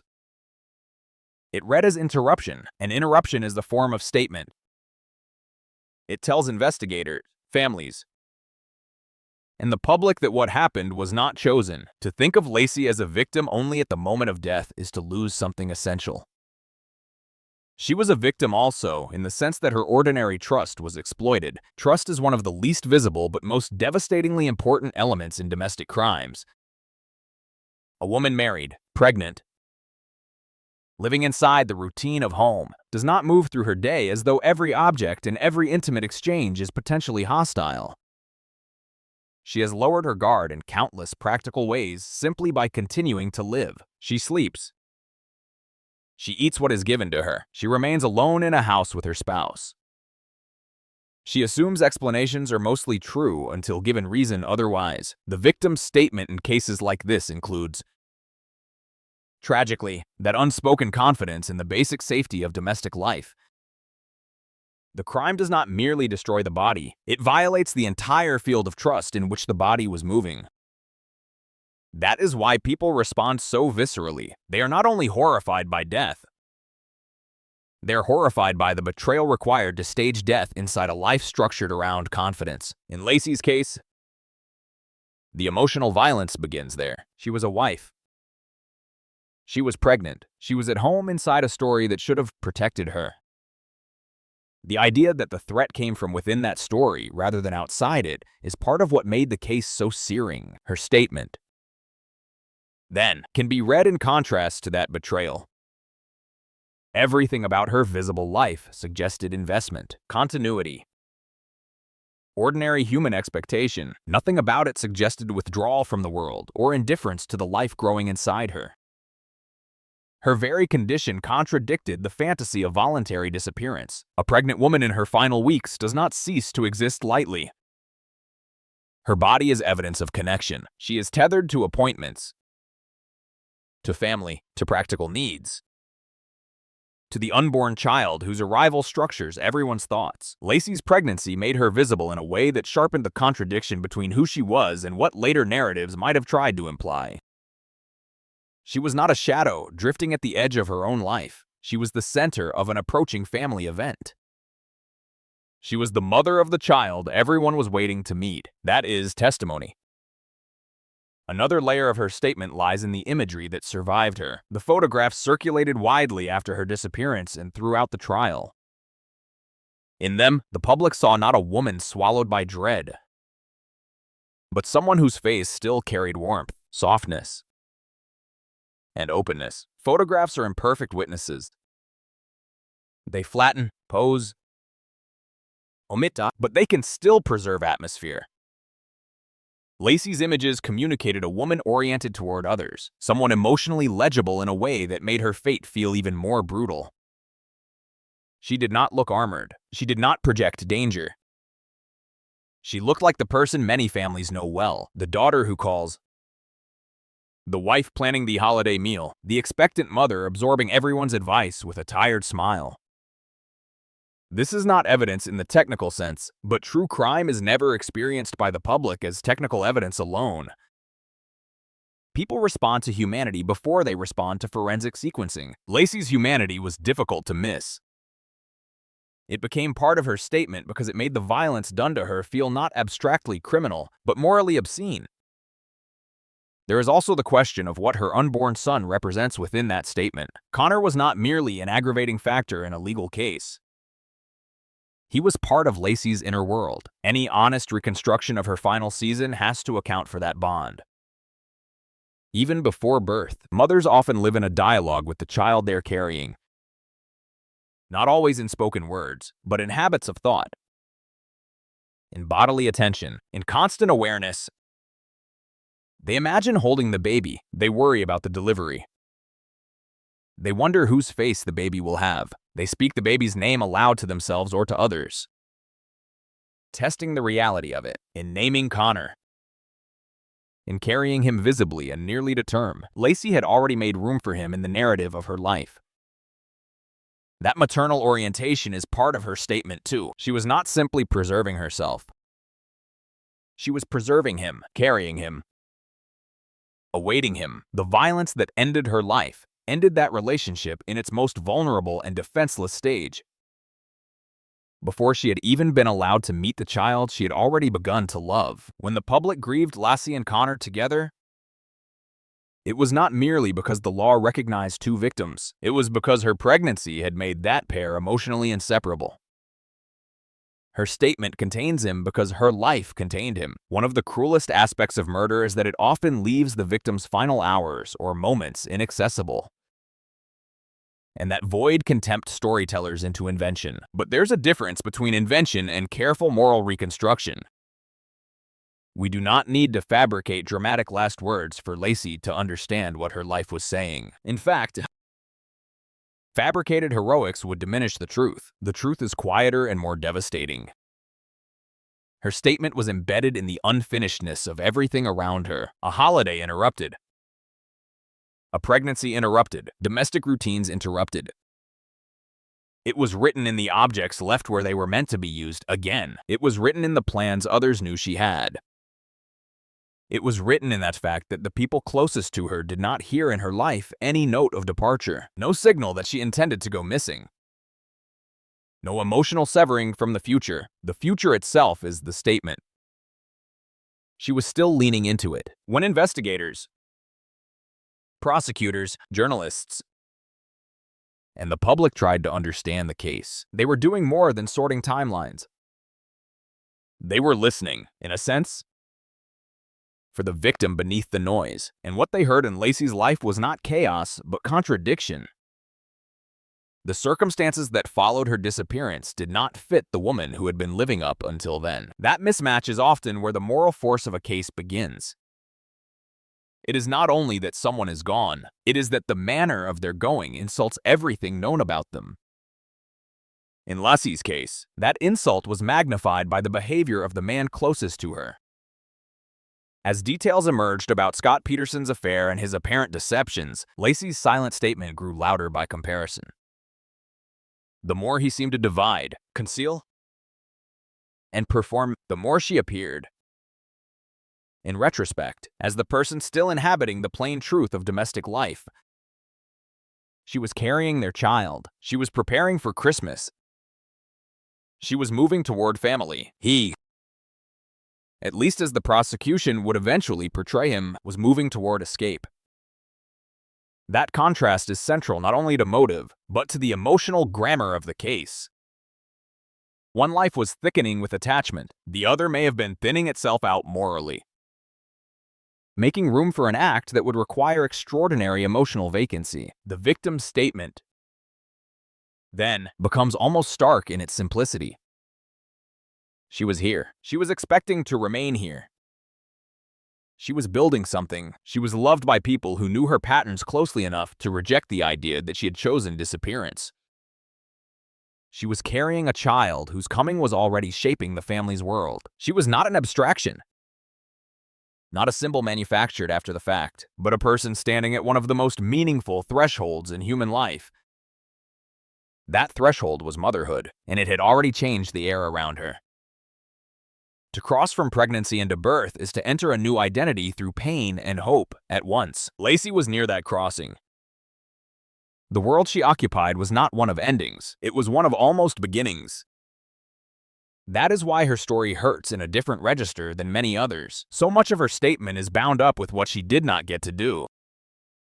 She did not get to labor, to hold Connor against her chest, to hear family members say he looks like this one or that one, to grow exhausted from midnight feedings, to complain lovingly about the chaos of new parenthood, to tell the story later of what that final Christmas before motherhood had felt like. Murder stole all of that, but it did not erase the reality that she had been moving toward it. If anything, the theft clarifies the value of what was taken. In that sense, the victim's statement is preserved most powerfully not in a final sentence, but in the stubborn persistence of her intended life. It continues to accuse precisely because it was so ordinary, so human, so easy to understand. She meant to stay. She meant to become Connor's mother in the fullest lived sense. She meant to continue being daughter, friend, wife, family.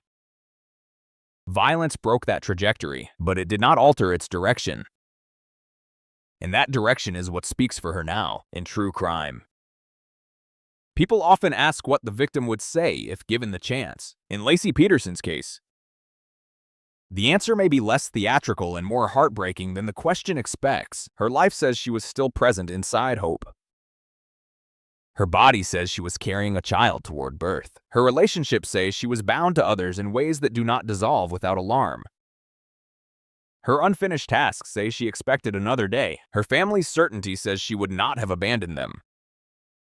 Her pregnancy says she was protecting someone, even as she herself was not protected. Taken together, these things form a statement stronger than any dramatized last words could be. It is the statement of interrupted innocence, of betrayed domestic trust, of a future violently denied. It is the statement of a woman who had every reason to keep living and no reason to disappear. And because that statement was silenced by force rather than concluded by choice, it continues to echo year after year in the national memory of the case, not as spectacle, not as melodrama, but as a terrible, plain truth. She was here. She was waiting for her son. She was still building her life. Someone stopped her. The incident began, as many of the most disturbing domestic crimes do, in a stretch of time so ordinary that it barely seems to deserve the word incident at all. There was no shattered storefront, no screaming crowd, no obvious eruption that sent the neighborhood running into the street. There was only a winter morning. A house in Modesto, California, dressed in the subdued domestic language of Christmas Eve, and a woman who should have remained visible inside the small routines of the day but instead seemed to slip, almost soundlessly, out of the world. That quiet is one of the most haunting features of the Laci Peterson case. Whatever happened to her did not announce itself with the kind of public violence people expect to remember. It appears to have happened in private, in the sealed atmosphere of home, where trust itself can act like a sedative and where a betrayal can unfold without witnesses because the victim has no reason until it is too late to understand that danger is standing directly beside her. December 24, 2002 was supposed to be a day of preparation, errands, and anticipation. It was Christmas Eve, the kind of day that rarely belongs fully to itself because it is always leaning towards the gathering to come. Meals have to be finished, gifts have to be wrapped, calls have to be made, people move in and out of rooms with one eye on the clock and one eye on a family ritual. In the Peterson household, that day should have carried an added emotional weight because it was one of the last holidays before the birth of Connor. The baby Laci was carrying. The house was not simply a holiday house. It was a house on the brink of becoming something else, a home about to be reorganized around an infant's cries, feeding schedules, and new demands. Even if the details of the day were mundane, that larger fact would have been present in everything. It would have lived in the way Laci moved. It would have lived in the way she rose from a chair, in the way others looked at her, in the way plans were unconsciously shaped around her body and its limits. She was 8 months pregnant. She was not in some emotionally distant stage of life. She was visibly close to change, close enough that anyone who saw her would have understood she was carrying not a concept but a nearly born child. The prosecution would eventually argue that sometime during that Christmas Eve morning, Scott Peterson killed his wife inside their Modesto home. There would never be a crowd of witnesses to narrate the act step by step. There would be no complete and perfect cinematic reconstruction in the literal sense. Instead, what emerged over time was the shape of an incident inferred from timing, behavior, physical evidence, concealment, and the cold logic of what did and did not make sense. Like many domestic homicides, this incident appears to have been defined by control rather than chaos. That distinction matters. Public imagination often associates murder with frenzy, with rage made visible in broken objects and obvious struggle. But some killings are chilling precisely because they seem to have been committed in a more deliberate emotional climate, one where the killer's priority is not expression but elimination. In such cases, violence becomes a method, not an outburst. The room remains mostly intact. The neighborhood hears nothing remarkable. The event enters history disguised, at first, as absence. There are only fragments of the final ordinary morning. But those fragments matter. Laci was believed to be at home with Scott. There were holiday plans. There were tasks people thought she might carry out. At some point, Scott said he left the house to go fishing at the Berkeley Marina, a detail that would later become one of the most intensely scrutinized pieces of his account, fishing on Christmas Eve. Alone in the winter cold was itself an odd enough choice to linger in the minds of many observers. It did not align neatly with the emotional atmosphere of a household expecting a holiday and a baby. Even without hindsight, it had a slightly detached quality. A private, solitary errand cutting against the grain of the day. With hindsight, it looked darker still. Almost like the creation of distance in advance, the manufacturing of a separate timeline.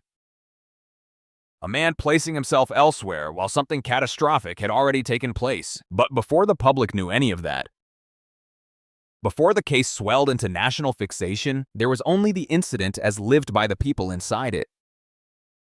Somewhere in that home, during those morning hours, the line between domestic life and fatal intent was crossed. One can imagine the house still carrying the ordinary sounds of morning. The soft hum of appliances, the dull shift of footsteps across a floor. The weather outside, pale and unremarkable, the kind of suburban silence that lets ordinary noises dissolve into the background. That, more than any theatrical flourish, is what gives the incident its enduring horror. It may have unfolded inside the exact atmosphere where comfort is usually stored. If Scott killed Lacey there, then the act happened not in a foreign landscape of danger, but in the center of familiar domestic space, where her body, her marriage, and her pregnancy should all have entitled her to safety. The violation begins there. The violence is not just physical, it is spatial and relational. The home is turned against the person it is meant to shelter. The marriage becomes the mechanism by which threat can get close enough to act. The pregnancy, which should provoke protection, instead becomes part of the terrible motive the prosecution would present to the jury, that the life growing inside Lacey did not deepen Scott's commitment but sharpened his desire to be free of the obligations she and Connor represented. In that interpretation, the incident is not spontaneous. It is the culmination of inward permission, the point at which fantasy hardens into deed. If that is true, then the crime begins psychologically before Christmas Eve and physically on that morning. When private grievance and selfishness find their most irreversible form, after that point, what remains is staging, concealment, and performance. The day itself provided cover in a cruelly effective way. Holidays disrupt routine. They create flexibility in schedules, making small uncertainties easier to excuse at first. People are late. Phones go unanswered. Plans shift. Someone meant to stop by but forgot. Someone left earlier than expected. Someone changed errands. In many households, Christmas Eve is a blur stitched together from half-completed tasks and assumptions that everyone will reconvene later. That blur can soften the immediate edge of alarm. And in a disappearance case, even a few hours matter emotionally and practically. It does not mean no one noticed. It means the incident had occurred inside a calendar moment that naturally produces movement, distraction, and delay. That is one reason the choice of day feels so sinister in retrospect. If the crime was planned, then Christmas Eve may not have been incidental. It was a day saturated with symbolism. Yes, but also a day on which routine itself becomes harder to track. Scott's account of his own movements would become a central spine of the incident. He maintained that he had gone out on his boat to fish. The boat itself became a loaded object in the story, not merely recreational equipment, but something that, once investigators turned their attention to it, seemed to belong less to hobby than to logistics. Boats in homicide cases carry a special symbolic darkness because they suggest disposal, open water, and the attempt to hand evidence over to depth and time. The prosecution would later argue that Scott used his boat to transport Lacey's body and dump it in San Francisco Bay. But on the day itself, that alleged act would have been hidden behind the dull, practical language of a fishing trip. This is how certain killers think. If the prosecution's theory was correct, they do not label their movements with truth. They sheath them in ordinary nouns. Gone fishing. Out for a while. Running an errand. Simple phrases with enough plausibility to pass the first glance. Meanwhile, the incident itself expands beneath them. There is something chilling in how the timeline seems to move from intimacy to distance. If Lacey was killed in the home, then the body had to be moved. Movement changes the emotional register of a crime. It requires additional decisions. It extends the moral rupture. The killer is no longer only someone who acts in violence. He becomes someone who continues after violence, someone who manages, lifts, arranges, transports. That continuation is often where people feel the deepest revulsion, because it implies the act was not an uncontrollable burst of emotion, but a sequence carried forward through practical effort. The body is no longer being encountered as the beloved body of a wife and mother-to-be. It is being handled as a problem to be solved. If Scott carried out the disposal as prosecutors claimed, then the incident widened from murder into a series of calculated acts that treated Lassie and Connor not as lives ended in horror, but as evidence to be hidden. That emotional coldness became one of the defining shadows over the case. The public was not merely reacting to death. It was reacting to the possibility of methodical disregard. By afternoon, the silence around Lacey had begun to thicken. She was not where she should have been. Her absence no longer behaved like delay. It behaved like rupture.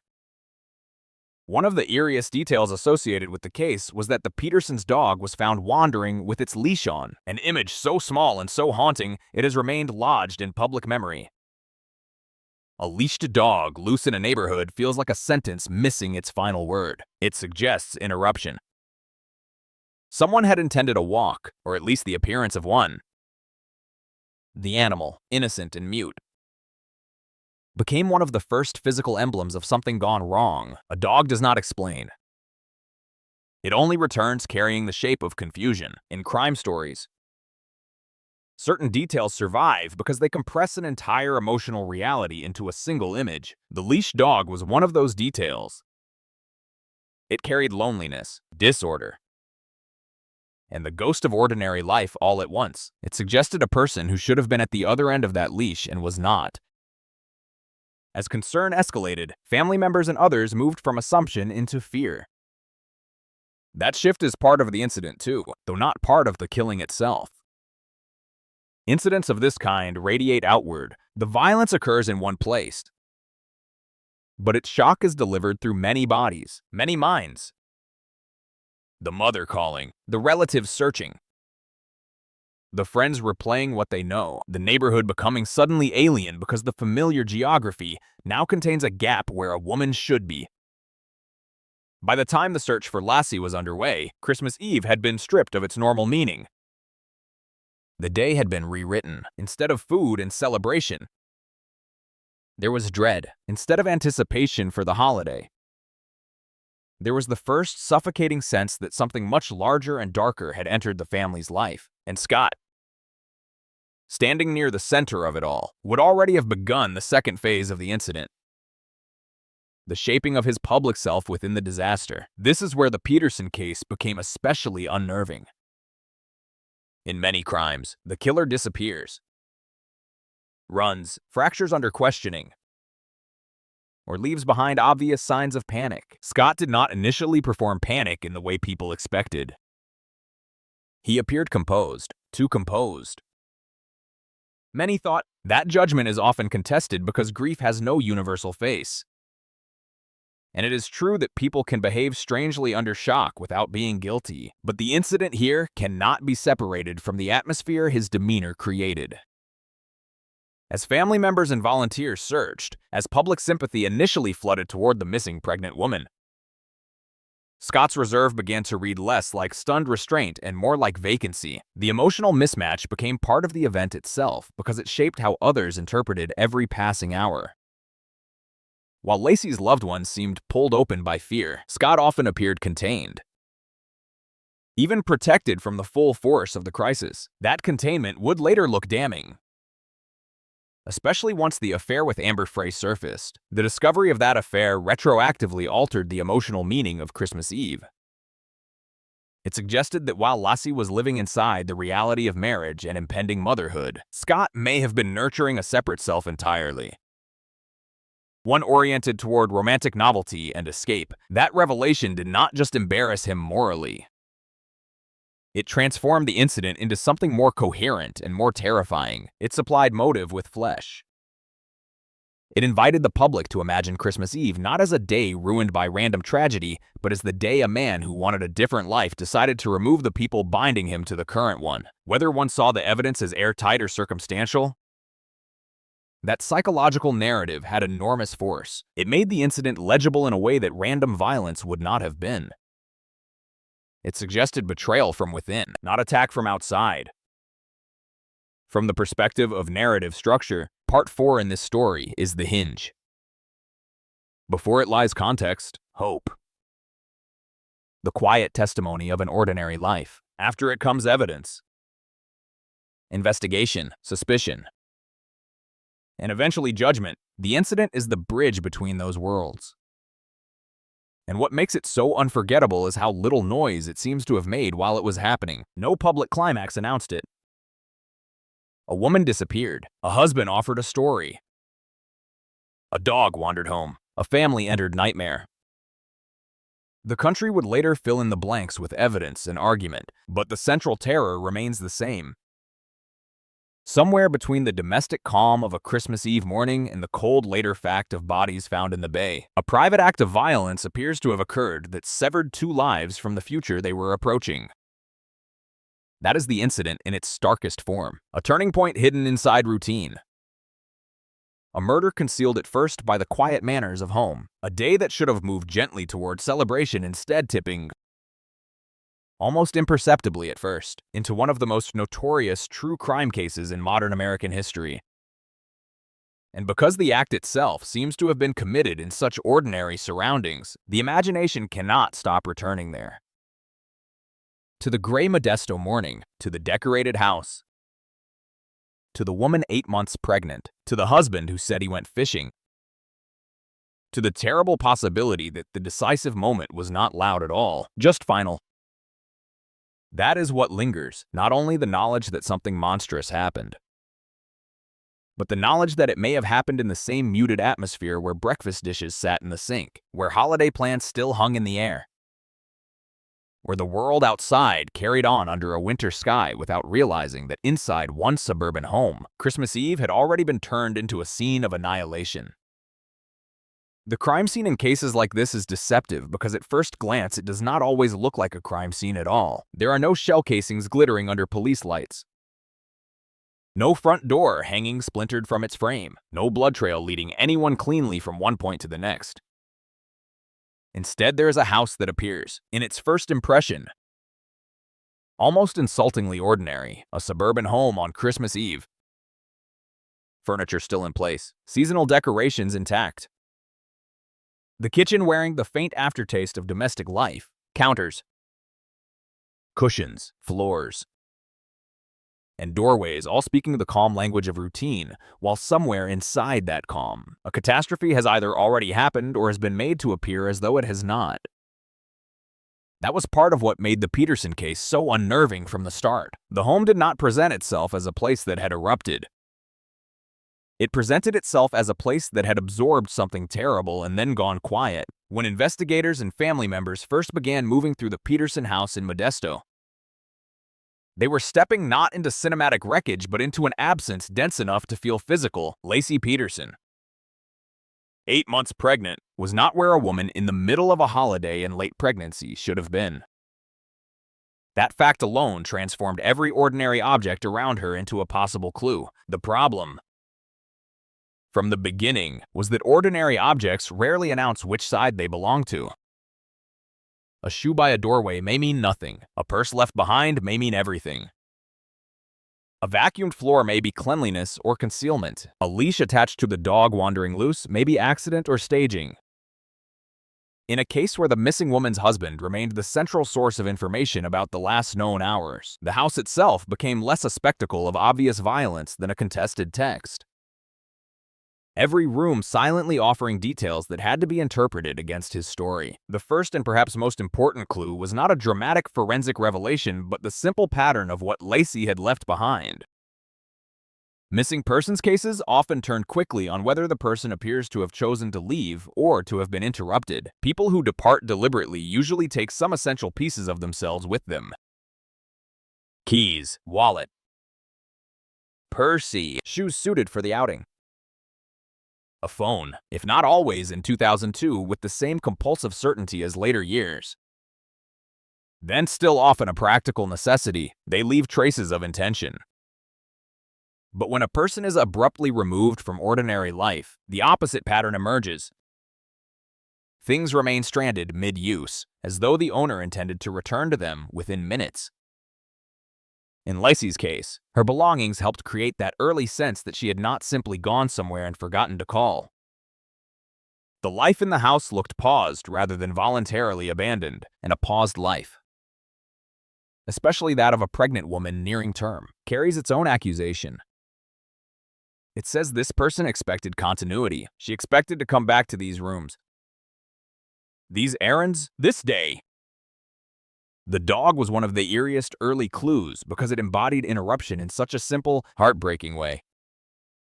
Mackenzie, the Petersons' dog, was found wandering the neighborhood with his leash still attached. That image has endured because it feels almost allegorical. A leashed dog without the human at the other end suggests a story cut off in the middle. It invokes the outline of an ordinary act, a walk, and then removes the person meant to complete it.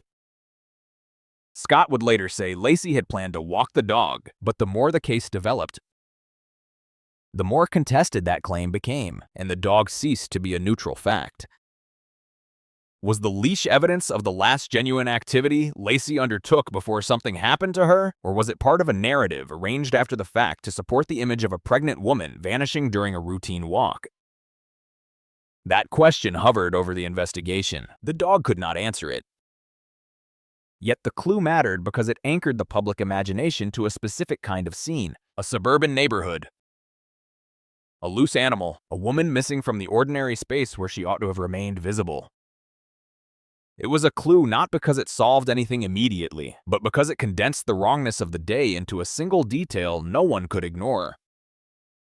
Inside the house, investigators looked for classic signs of struggle and found something more difficult. The absence of clear violent disarray. No room stood out as blatantly demolished. That lack of chaos did not rule out homicide. In fact, in domestic murders, it can sometimes point more strongly toward it, because intimate killings often occur in confined, controlled ways. The weapon may leave little visible trace. The victim may be incapacitated quickly. The killer may have time to clean, rearrange, or selectively remove evidence before the alarm fully crystallizes. The house in such cases becomes less a shattered tableau than a disciplined silence. What detectives had to determine then was not simply whether there had been blood or overturned furniture, but whether the texture of the home was consistent with the story Scott Peterson told about his wife's last known movements. Homes keep small records of use. Freshly mopped spots, recently washed items, unexplained gaps, odd placements of personal effects. All of these can speak when the rooms themselves do not scream. The Peterson home became important not because it yielded one theatrical clue, but because it sat at the center of contradiction. Scott said he had gone fishing in Berkeley after leaving Lassie at home. Lacey was then supposedly out walking the dog. Yet the surrounding facts resisted settling cleanly into that narrative. For a heavily pregnant woman, especially on Christmas Eve, an energetic dog walk was not impossible. But it invited scrutiny. So did clothing, timing, weather, errands, and simple human habit. Investigators had to ask whether the house looked like one left by a woman intending a brief outing or by a husband constructing the afterimage of such an outing. This is where the crime scene becomes less about spectacle and more about inference. A home may not confess directly, but it can refuse to cooperate with lies. One of the earliest and most important clues outside the house was Scott Peterson's own behavior, though behavioral evidence is always treated with caution because human beings are inconsistent under stress. Even so, detectives do not ignore demeanor. Not because it proves guilt, but because it can indicate where pressure should be applied. Scott's relative calm, the odd emotional temperature he maintained during the search, and the sense many people reported that something about him felt off did not establish the physical facts of the crime, but it did influence the investigation. In a missing pregnant woman case, the husband is always close to the center of scrutiny. Statistically and practically, when his affect appeared mismatched to the emergency, that scrutiny sharpened the initial clues. Then were both material and atmospheric. The dog, the belongings, the lack of signs supporting a simple abduction, the husband's story. His demeanor, none alone solved the case. But together they began nudging investigators away from theories of stranger violence and toward the more intimate and far uglier possibility that whatever had happened to Lacey had happened close to home, perhaps inside it. Another clue, or rather a cluster of clues, emerged from Scott's timeline and the objects associated with it. His claim that he had gone fishing at the Berkeley Marina drew immediate and then increasing attention. The distance between Modesto and Berkeley mattered, so did the specificity of the destination. So did the boat, in a vacuum. A man going fishing is not suspicious in the context of a missing pregnant wife. The boat suddenly stopped being recreational background and became an investigative magnet. Boats in homicide cases are heavy with implication because they allow for transportation and disposal in ways cars and houses do not.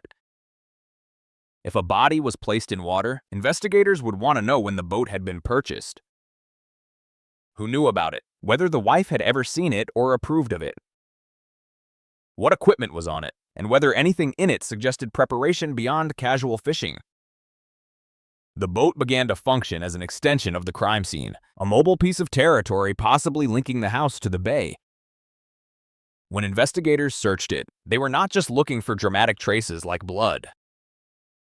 They were reading its contents for coherence. Did the story Scott gave about his trip fit the physical state of the vessel? Was the gear consistent with the kind of fishing he described? Were there signs of recent cleaning? Missing items, unusual anchors, ropes, tarps, or concrete residue that might suggest the boat's purpose that day had been something darker than sport. These questions took the investigation out of the home and into an expanded crime scene stretching from Modesto to the shoreline. The idea of the crime scene in this case, then, was never limited to a single room. It was a chain. The house, the driveway, the route, the marina, the water. Each location held pieces of a pattern investigators were trying to assemble. The home supplied the vanished woman and the interrupted life. The boat supplied the means by which a body could be moved. The bay supplied the terrible possibility of concealment. This is why the initial clues felt so unsettling. They did not point loudly in one direction at first, but once aligned, they created a corridor of suspicion. The house no longer looked like the starting point of a random disappearance. It looked like the quiet origin of a deliberate sequence. Early searches and interviews also forced investigators to measure Scott's words against external reality. In any homicide investigation, the first accounts offered by the person closest to the victim become foundational because later inconsistencies are often more revealing than early certainty. A liar can remember the main outline he intends to sell, but details corrode under repetition. Weather, timing, receipts, sightings, phone calls, purchases, neighbors' observations, all of them become abrasive against a false narrative. Detectives look not only for factual contradiction, but for the shape of a story that seems prepared rather than remembered. Scott's narrative did not exist in isolation. It had to survive contact with the actual world. Did neighbors see Lacey walking the dog? Did surveillance, receipts, or records place Scott where he said he had been when he said he had been there? Did the timing of his departure and return leave room for what prosecutors would later allege? Each answer slowly thickened the evidentiary atmosphere. A crime scene often begins with objects, but it deepens through collision between testimony and terrain. The Peterson case depended heavily on that deepening. There was no confession. There was no eyewitness who could say, "I saw him kill her." So the early clues mattered enormously because they were the first threads capable of connecting domestic disappearance to calculated homicide. Even the emotional and symbolic character of the house mattered. Christmas decorations, unfinished holiday normalcy, the visible fact of pregnancy. All of it made the absence harder to treat as accidental. True crime investigators understand that context is not evidence in the narrow forensic sense. But context influences plausibility. A woman 8 months pregnant does not simply evaporate from a decorated suburban home on Christmas Eve without dragging with her a storm of practical contradictions. The more investigators stood in that house and considered the life that had existed there hours earlier, the less convincing any casual explanation became. Pregnancy, especially late pregnancy, ties a woman tightly to routine, appointments, family vigilance, and bodily limitation. If Lacey was missing, something unusual and serious had almost certainly occurred. That seriousness elevated every small clue. Another early clue came not from the scene itself, but from the revelation of Scott's affair with Amber Frey. Though it surfaced after the initial search, once known, it altered how every earlier detail was read. Suddenly, the calm house, the odd fishing trip, the dog with the leash, the husband's subdued performance, all of it gained motive. The affair functioned like a chemical poured backward over the existing evidence, changing its color. Detectives are cautious with motive because motive without physical evidence can seduce a case into overconfidence. Yet in this instance, the affair was not some generic marital weakness. It was recent, secretive, and emotionally explosive in the context of a missing pregnant wife. It suggested that Scott was not simply a husband enduring stress. He was living a divided life, and perhaps imagining a future from which his wife and unborn child were absent. Once that was on the table, the initial clues lost innocence. The house was no longer just where Lacey had last been seen. It was where a man with a potential reason to erase his existing life had last been alone with her. Early forensic investigation also focused on what was not found. Sometimes absence is as informative as presence. No clear sign of forced entry, no compelling evidence of stranger intrusion, no robust support for an outdoor attack during a dog walk. The house and surrounding neighborhood did not behave like the site of a chaotic kidnapping. Stranger abduction cases often leave behind ruptures in routine that feel abrupt and visible. This case left behind something subtler, a vacuum. Lacey was gone, but the world around her had not burst open in the manner expected if an outsider had swept into her life violently and unpredictably. That did not make such a scenario impossible, but it made it less persuasive as investigators accumulated facts. And in homicide work, persuasiveness matters because resources flow toward the theory that best explains the total pattern. Little by little, the pattern here kept drawing investigators back to the same center.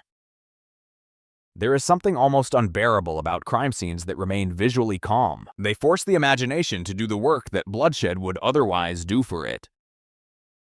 You stand in a kitchen and think of a woman alive there hours earlier. You see a sofa, a hallway, a doorway, and realize these benign domestic shapes may have been the last silent witnesses to a killing. The ordinariness becomes oppressive. In the Peterson case, that pressure only increased as search efforts expanded and no trace of Lacey appeared. The longer the void lasted, the more the initial clues hardened into ominous markers. The home had not yielded her. The dog had returned without her. The husband's account had begun to wobble under scrutiny. The boat had become inseparable from questions of disposal. The bay loomed, and still there was no mother-to-be coming back through the front door. No explanation that restored ordinary life to the rooms she had occupied. By the time Lacey and Connor's remains were eventually found months later along the shoreline of the bay, the meaning of those initial clues crystallized with devastating force. The crime scene and the bay were no longer separate ideas. The quiet Modesto house and the cold water had become linked by theory, evidence, and outcome. The early clues had not been misleading after all. They had been incomplete. They were the first murmurs of a crime too intimate and too calculated to reveal itself in a single instant. That is why part 5 of this story feels so haunting. It is not a chapter of obvious violence. It is a chapter of whispers, a leash, a missing woman's belongings, a husband's oddly sterile calm, a boat trip that should have been incidental but instead glowed with menace, a house that kept its furniture in order while the life inside it had been violently erased. The initial clues were not loud, but they were persistent. And in a case built as much on contradiction as on physical proof, persistence was enough. The scene did not need to shout. It only needed to keep resisting the lie. And it did, quietly at first. Then with increasing force, until the ordinary surfaces of home, marriage, and holiday routine gave way and showed what had been hidden beneath them all along. By the time the investigation entered its middle phase, the case had begun to take on the shape that makes certain crimes impossible for the public to stop watching. The missing person urgency did not fade, but it changed temperature. At first there had been hope, or at least the kind of ritual hope people perform because to surrender it too soon feels like betrayal. Flyers were posted, neighbors searched.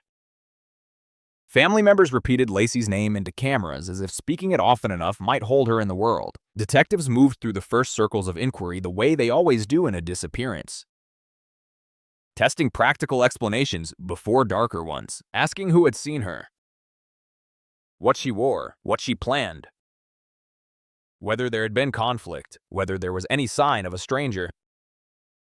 But in cases built on intimate betrayal, the investigation often narrows not because police want it to, but because the facts keep refusing to spread outward. The wider field produces noise. The inner circle produces contradiction, and so it was here.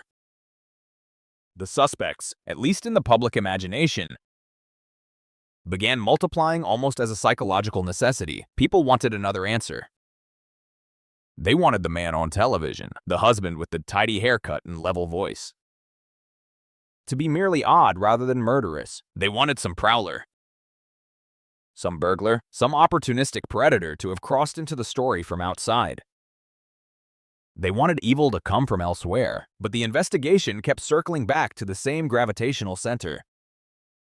Scott Peterson, the husband, the last known person with Lacey, the man whose timeline, behavior, affair, and improbable calm all seemed less like background and more like structure. Even so, investigations do not proceed by instinct alone. Detectives had to walk through every plausible alternate route. And for a time, those routes gave the case its most maddening dead ends. One of the earliest broad investigative paths was the possibility of stranger abduction. A pregnant woman missing from a suburban neighborhood invites exactly that fear. Detectives had to consider whether Lacey had gone out walking the dog and encountered someone violent or unpredictable. That theory had the emotional convenience of randomness. It did not require the country to stare immediately into the abyss of family annihilation. But the more police examined the neighborhood, the thinner the theory became.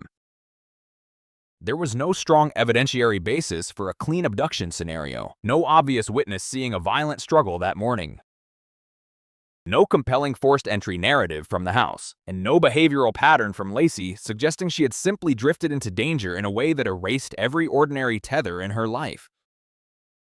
Modesto police quickly treated her disappearance as out of character, and the house itself seemed to support interruption rather than voluntary departure. Her keys, wallet, purse, and sunglasses were found at home. Details that made the idea of a casual, self-directed absence increasingly implausible. Yet hope has a strange way of generating alternate stories, even as evidence narrows them. The public search for Lacey became so visible, and the media attention so intense, that almost every rumor developed its own brief life. Tips arrived. Sightings were reported. Witnesses said they had seen a pregnant woman walking a dog. Others thought they had seen suspicious men or unusual activity in the neighborhood. Each one had to be checked because of a disappearance. No one can afford the luxury of dismissing a lead just because it is inconvenient to the emerging theory. Detectives chase these fragments not only for truth, but for elimination. This is the exhausting middle stretch of a major investigation, the work of disproving what people desperately want to be possible. The dead end is rarely one dramatic wrong turn. It is the accumulation of paths that lead nowhere. Each of them taking time, manpower, and emotional energy, while the real center of the case waits, silent and stubborn, where it has been all along. One of the most discussed alternate theories involved burglars across the street from the Peterson home. Over time, this possibility became a lifeline for those convinced Scott had been wrongly accused. The idea was simple enough to catch fire. Perhaps Lacey had seen a burglary in progress, or interrupted men who then abducted or killed her. It had the rough shape of plausibility and, crucially, offered the public a villain from outside the marriage. But timing matters in criminal investigations, and timing is often what kills these theories. Authorities determined the burglary in question occurred after Lacey was already reported missing, not during the window in which she is believed to have vanished. That did not stop the theory from circulating. Once a case becomes mythic, disproven alternatives gain almost the same durability as facts.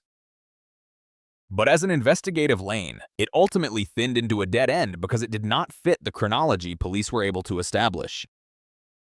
The reason these alternate suspects mattered so much is that Scott Peterson did not, at first glance, offer the nation the emotional ease of a traditional monster. He looked contained, presentable, the sort of man who could stand in front of a microphone and say the right nouns in the right order. That outward composure, which many found chilling, also made some people hesitate. The human mind often resists accepting that a soft-spoken husband in a suburban home might be more dangerous than a faceless stranger. So the investigation unfolded under two kinds of pressure at once. There was the practical pressure to solve the case, and there was the cultural pressure produced by a country arguing with itself over what evil is supposed to look like. Detectives, however, were dealing with something less theatrical and more damning. Inconsistency. Scott's account placed him fishing alone at the Berkeley Marina on the morning Lacey disappeared, roughly 90 miles from Modesto. That fact was not suspicious merely because it was unusual. It became suspicious because it seemed to pre-position a route toward the very body disposal theory prosecutors would eventually embrace, especially after Lacey's and Connor's remains were found near the San Francisco Bay. Only a short distance from the marina Scott said he had used. The California Supreme Court later summarized that geographic link plainly. Modesto was inland. Berkeley was one of the closest access points to the bay from Modesto, and the remains surfaced within a few miles of the marina.